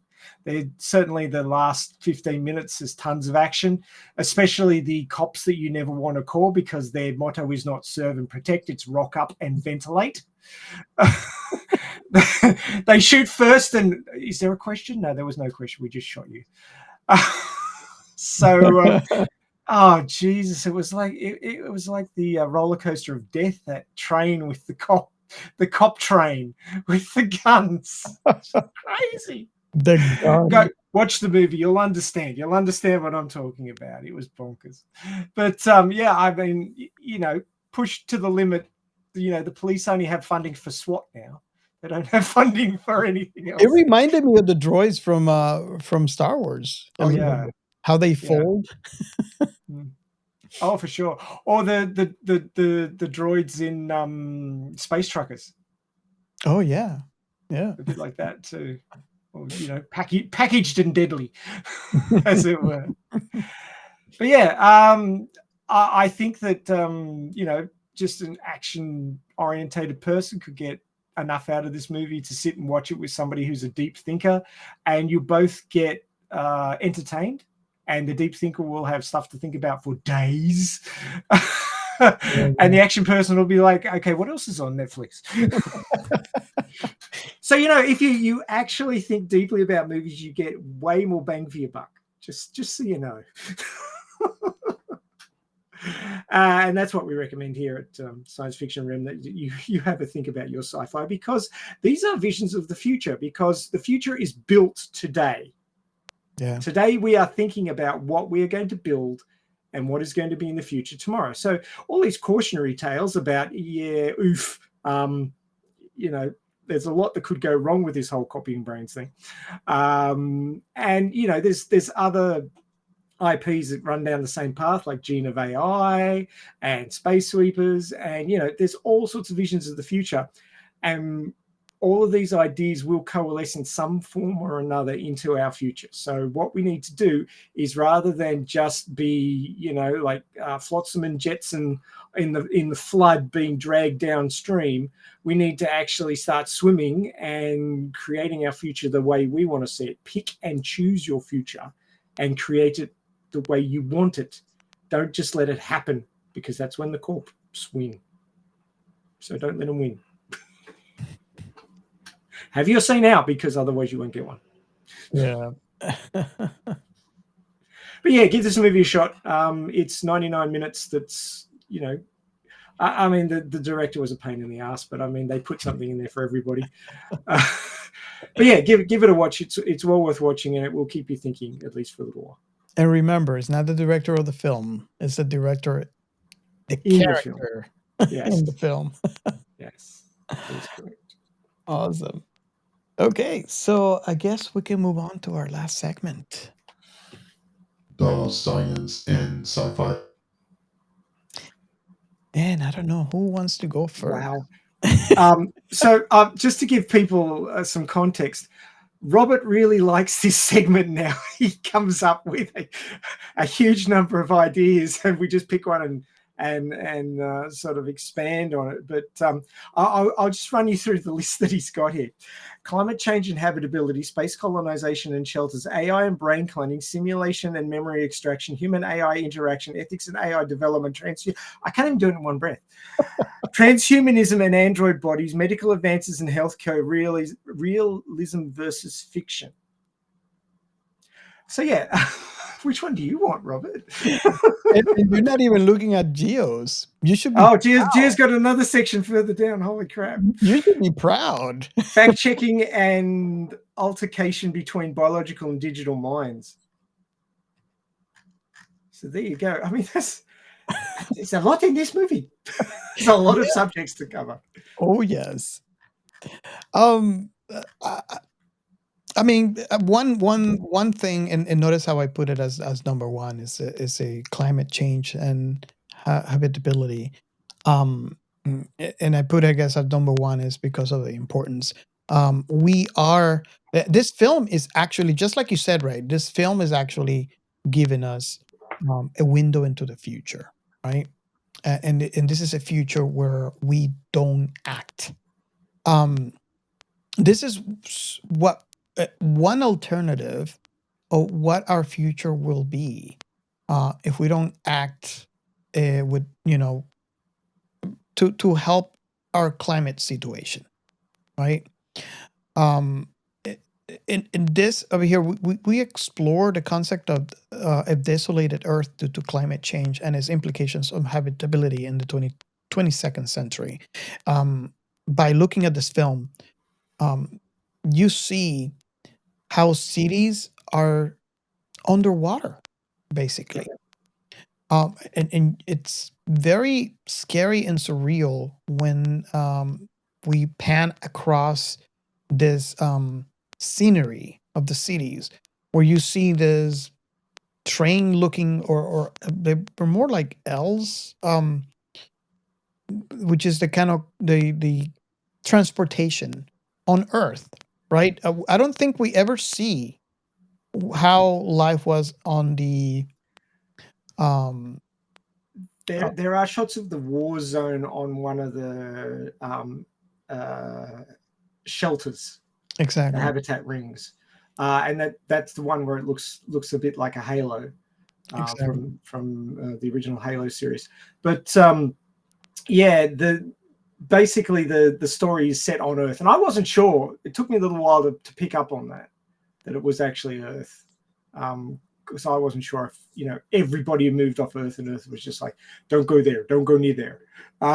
But obviously they were on Earth, and yeah, the cities, like all of the buildings that we would recognize from our time, are all underwater, and they built monorails to travel around between different sections that were actually in the ocean or the water or whatever it was, and but they were sort of watertight. So there was a city off in the distance where people were living, and then there was this research facility out in the boonies, but it was all covered in water. Like the sea levels had risen quite significantly. And this is something that, and we could probably talk briefly about, considering we have so many topics here. We're probably not going to go over each one of those, but this is what we would see if the ice caps um, melt with global warming. Um, and it's a scary thought, and we I actually have read a couple of articles where there's a couple of scientists that say that we are in the thick of it. We are, um, it's not it's no longer a preventive action.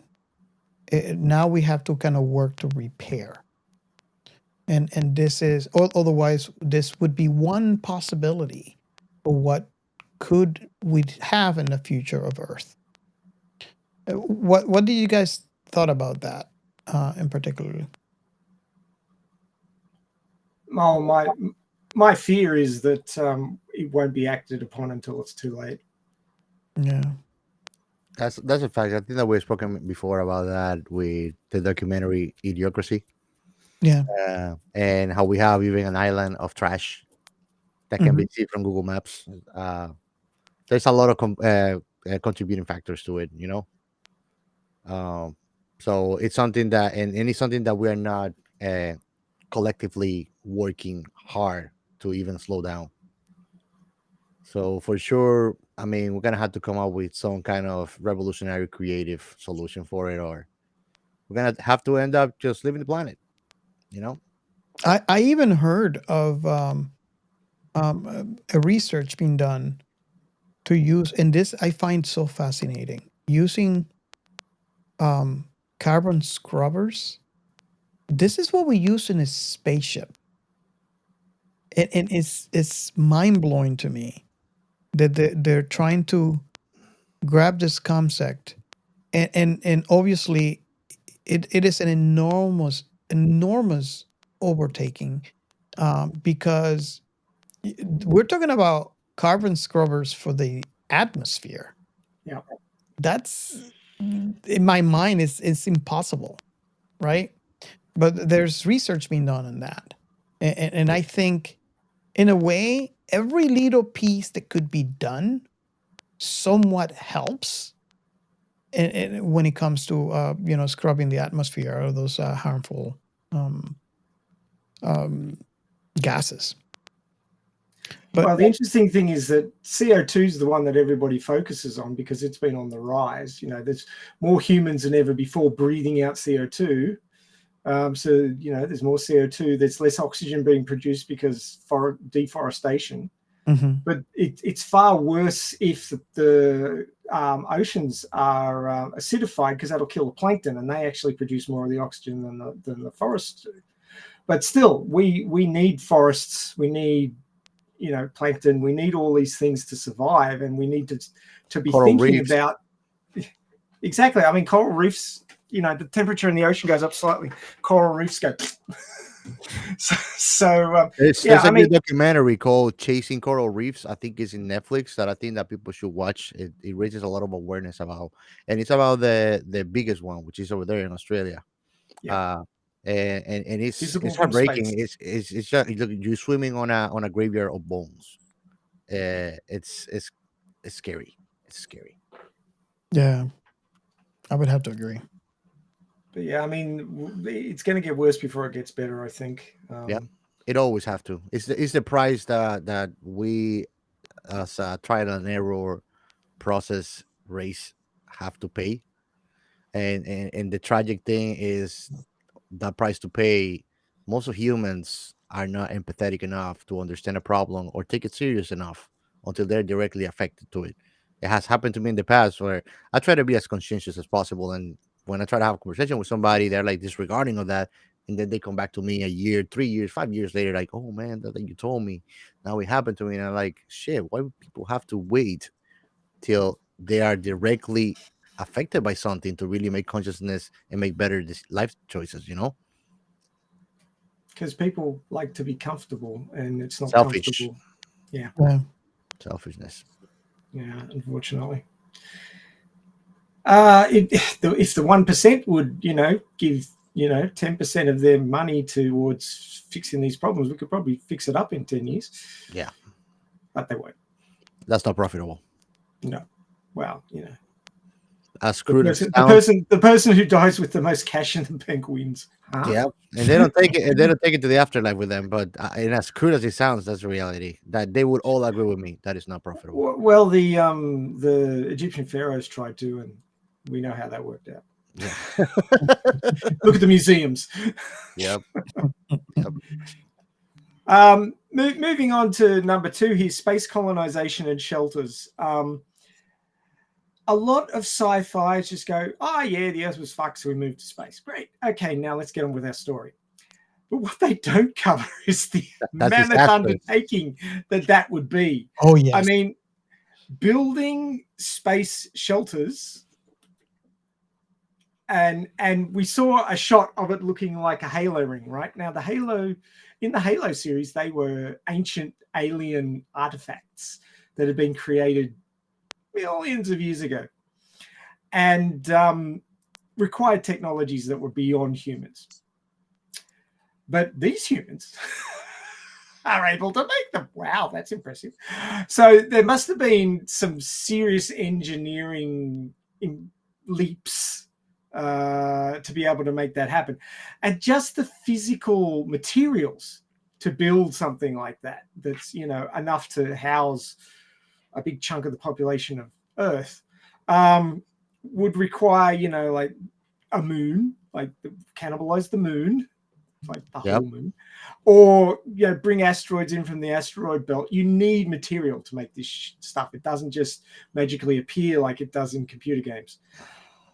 So yeah, the undertaking of building space shelters would be multi-generational, hundreds of years and huge amounts of materials. And you wouldn't want to be trying to lift them from the surface of a planet, because the just the amount of fuel required or the amount of energy required to get them off the Earth would make it unreasonable. You just couldn't do it.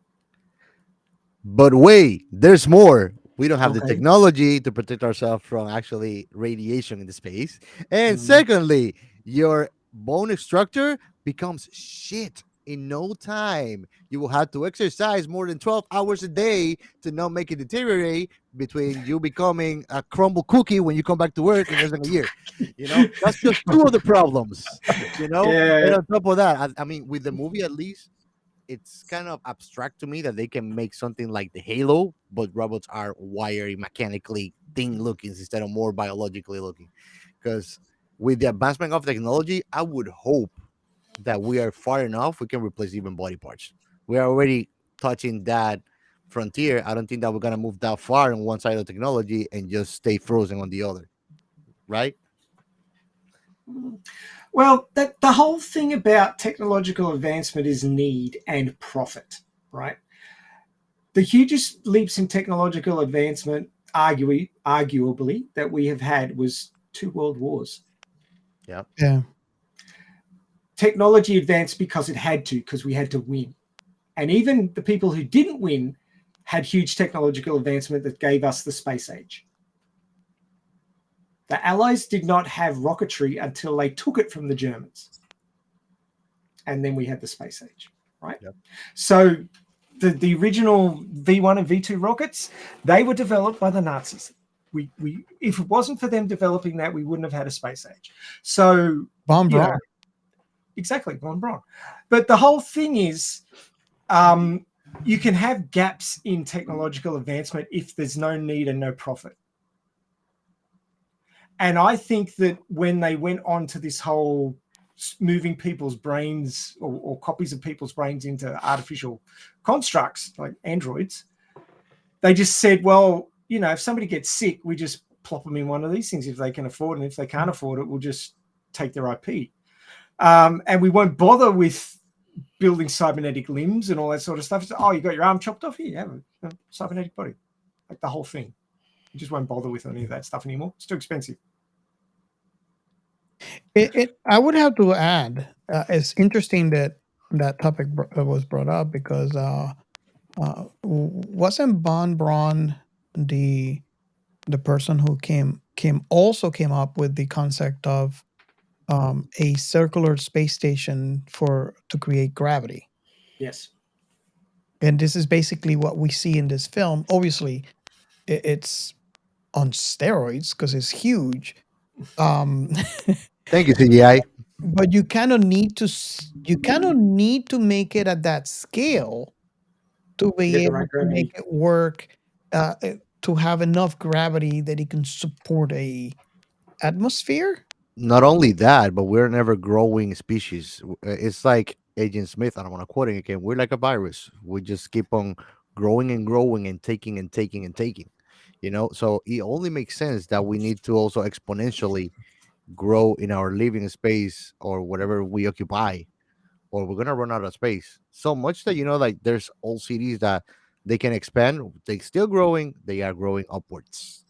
There's places also that there's no place for farming, so now we have vertical farms. There are indoor farms that are growing in walls, So it makes only sense the Titanic X scale of it.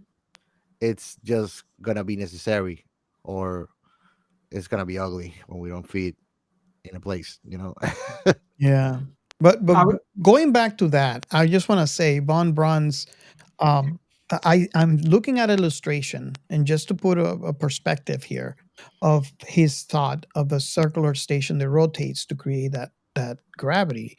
And this illustration that I'm looking at is from 1952, and it's just incredible to me. And this is one of those scientists that was heavily into rockets Mm. from Germany, right? Why don't you share it on screen so that way whoever is not on YouTube is forced to actually go and finally go and subscribe? I've got a special picture to show you at the end of the show too. Young Ian Big Booty. Oh, nice. So if you look at this is his concept. That's pretty much the 2001: A Space Odyssey Yeah. orbital. And considering that was in, what was that one, in 1960? 52 Nine. says here. No. The Space Odyssey. 61. Yeah. So this, I like to think that Von Braun influenced that film with his concept. 68. 68. 1968. Yeah. So Be Apollo. this is a whole concept, and the thing is that gravity is increased depending on the size of the ring And the speed, the and spin speed. and the speed that is going. So The bigger it is, the less speed it needs on the spin to create 1G. exactly, which is also the idea to avoid the motion sickness that is While it's flying, how many miles per hour? 5,000 miles per hour on the atmosphere. Well, there's the reason why I'm bringing this up is what Ray was talking about, that halo ring. It makes me wonder how big does it need to be, and the speed of rotation to be able to be something similar to what we see in Halo and in this film, where actually the gravity will push on the atmosphere and keep it in place within the ring. And Well, what you call gravity is actually the conservation of angular momentum. yeah, So basically, what's happening is that you're moving, and your body or all the physical objects on the surface, the inner surface, wants to keep moving in that direction. But the thing is spinning, so it's curving upwards, so it's changing direction. But the force that's applied to you wants to keep going in a straight line out the bottom, or on an angle out the bottom of the ring. So basically what it's doing is it's moving you at a speed which keeps you stuck to the ground, because you're constantly trying to fling away because of the angular momentum. But your body's maintaining the angular momentum, and the spin is maintaining that pressure on you, so it feels like gravity, but it's not. It's Centrifugal force. Centrifugal force. Not centrifugal. Oh. It's pronounced slightly differently. I'm just trying to remember how it goes. But I mean, that's also is one of the other topics that I was actually thinking about, because the smaller it is, because of that, the more motion sickness you would have walking into in a seat in a place like that, Mhm. because it's Centripetal. yes, Centripetal. centripetal. Okay. Centripetal. I couldn't remember how to pronounce it, but yeah, it's centripetal. Centripetal force. Centripetal force is the component of force acting on an object in curvilinear motion, which is directed toward the axis of rotation or center of curvature. Centrifugal force is a pseudo force in a circular motion which acts along the radius and is directed away from the center of the circle. So what we're talking about is centrifugal. Centripetal is actually towards the middle. So centripetal is what you get on Earth in gravity. Centrifugal is what you get on the inside surface of a spinning space station. There you go. Okay. I've just worked it out. I'm also looking how big, and again, I'm omitting completely the speed. But it needs to be approximately 225,895 meters for a space station to be able to produce 1G. And this is based on a National Space Society's article from, I guess it was a research from NASA / Stanford Space Shuttle, in the 1970s, I believe it was done. It is also mentions it has to be going to around 12 revolutions per minute to avoid motion sickness. So the project is huge. It takes a lot of resources, a lot of manpower. This is all basically mathematically possible, but there is no practical um, use yet because the technology. I mean, I think we need, what is it, Falcon Heavy? Which one is the biggest one that is not out yet? I know, I don't think it's Falcon. Starship. We probably need something the size of Starship or bigger to be able to start creating a space station on Earth that would be suitable for us to kind of live on. In other words, we don't really have the means to do interstellar travel. Not We yet. don't. We don't have FDL. No, we don't have the means. Working on it. Working on it all. We're all working on it. Scale wise and capacity wise, we done. Yeah. I mean, NASA has had. I've been reading some things from NASA's research, and I think I even heard someone quote that we are very close to warp engines, but until I see, research, Practical proof. research. You might be able to create a proof. You might be able to create a model that demonstrates it, but to actually have it full size and usable, it's another big step. Yes. And that's where we're going to fall down probably. I was going to say on Gio's point a little while ago about how your body will fall to pieces and you'll become a crumbled cookie if you stay in space without a suitable amount of gravity. The human body is wonderfully designed for sea level pressure and 1G. And if it doesn't get that, it goes, what the fuck? It stops working. Don't go further. Just look at Scott Kelly's experience from being one full year. And he had problems for over 5 years to recover from all the harm that being on space for that long caused to him. Exactly. And they used his twin brother, Mark Kelly, I'm not sure, but they were twin brothers. And you could see like even the difference on their body shape, how it changed. They were almost identical when they lived. And like swelling, it was horrible to his body. Mm-hmm. It was a good practical experiment, and I mean, he's very brave. He's a hero of science for putting himself as a guinea pig for it. But it just proved how destructive and how hostile is the outer space. Exactly.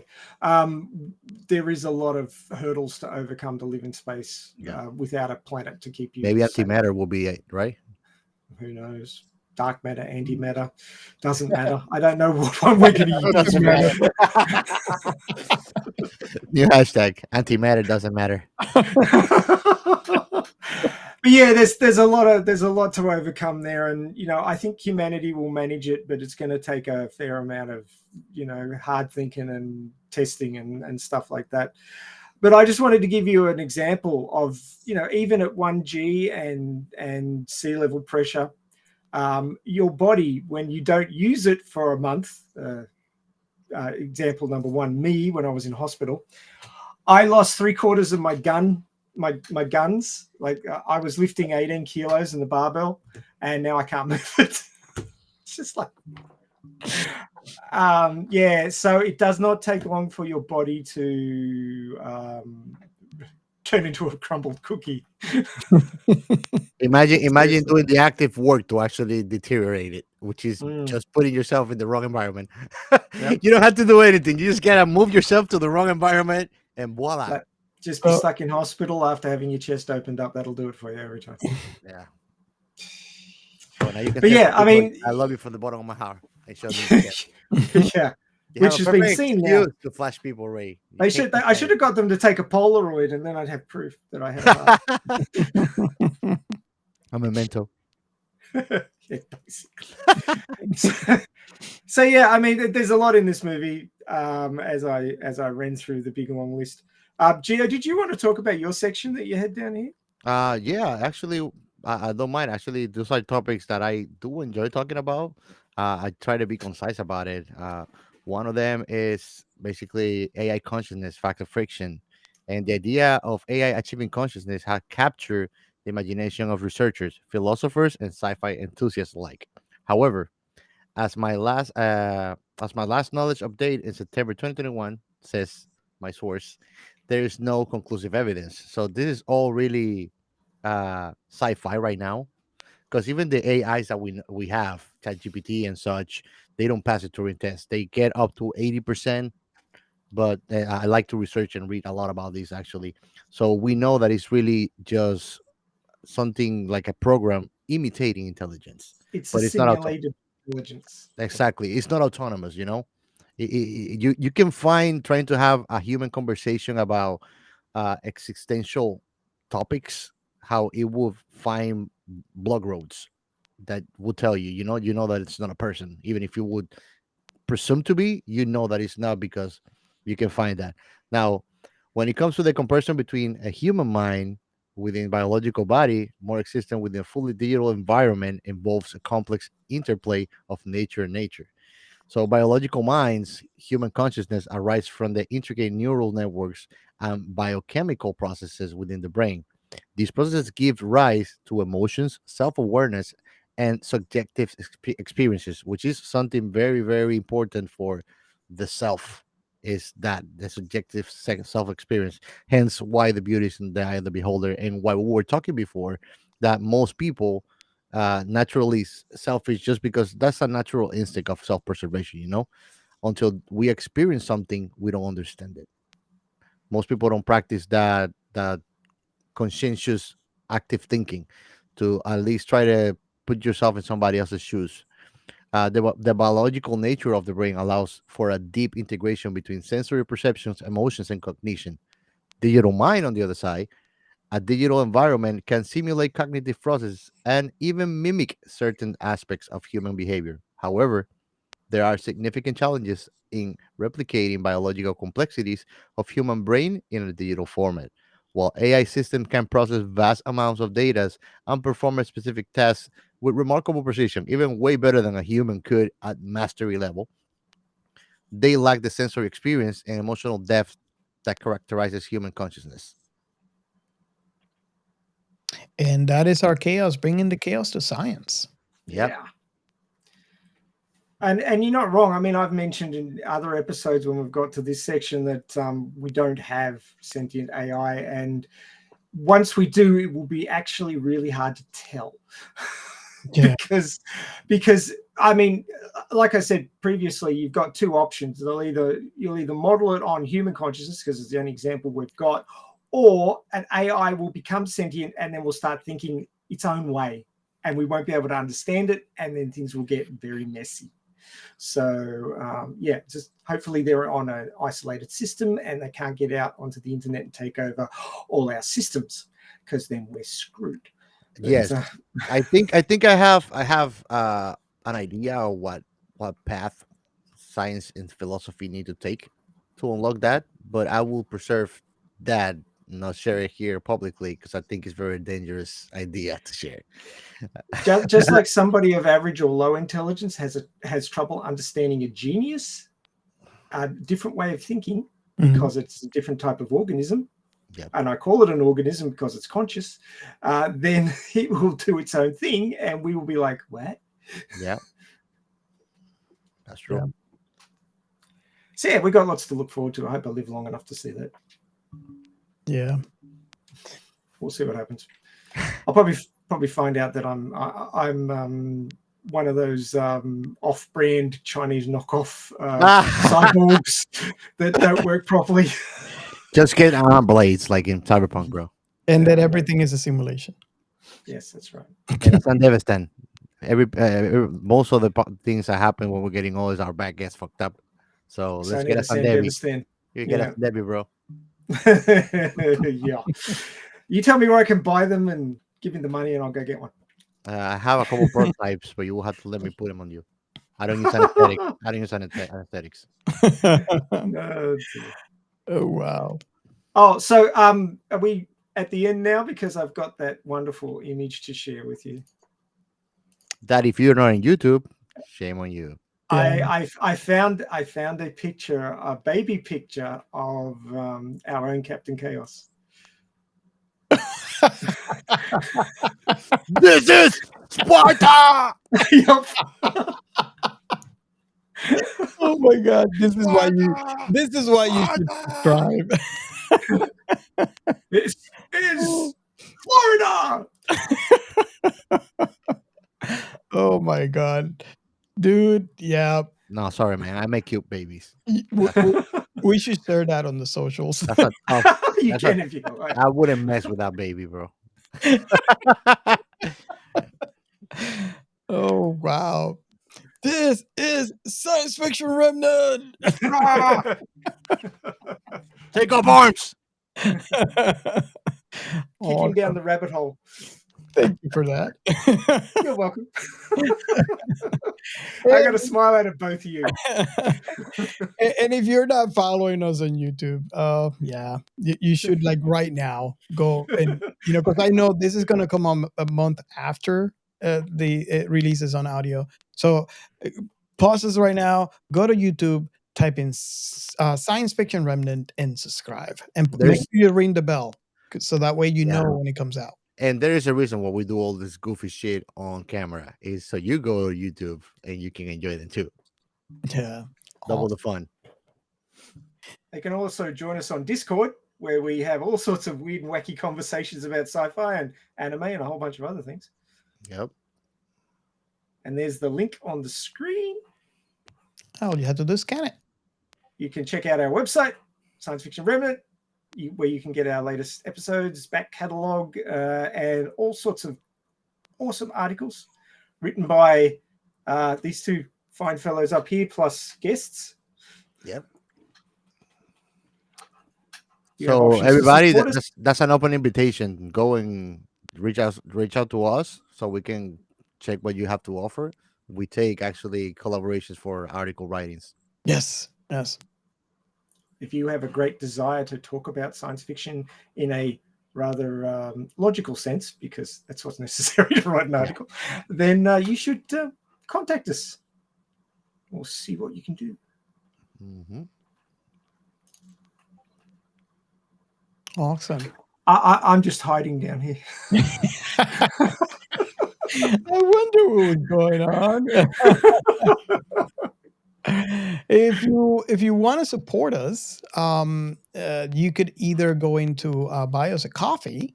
The code is on the screen. You can just scan, or you can become a Patreon.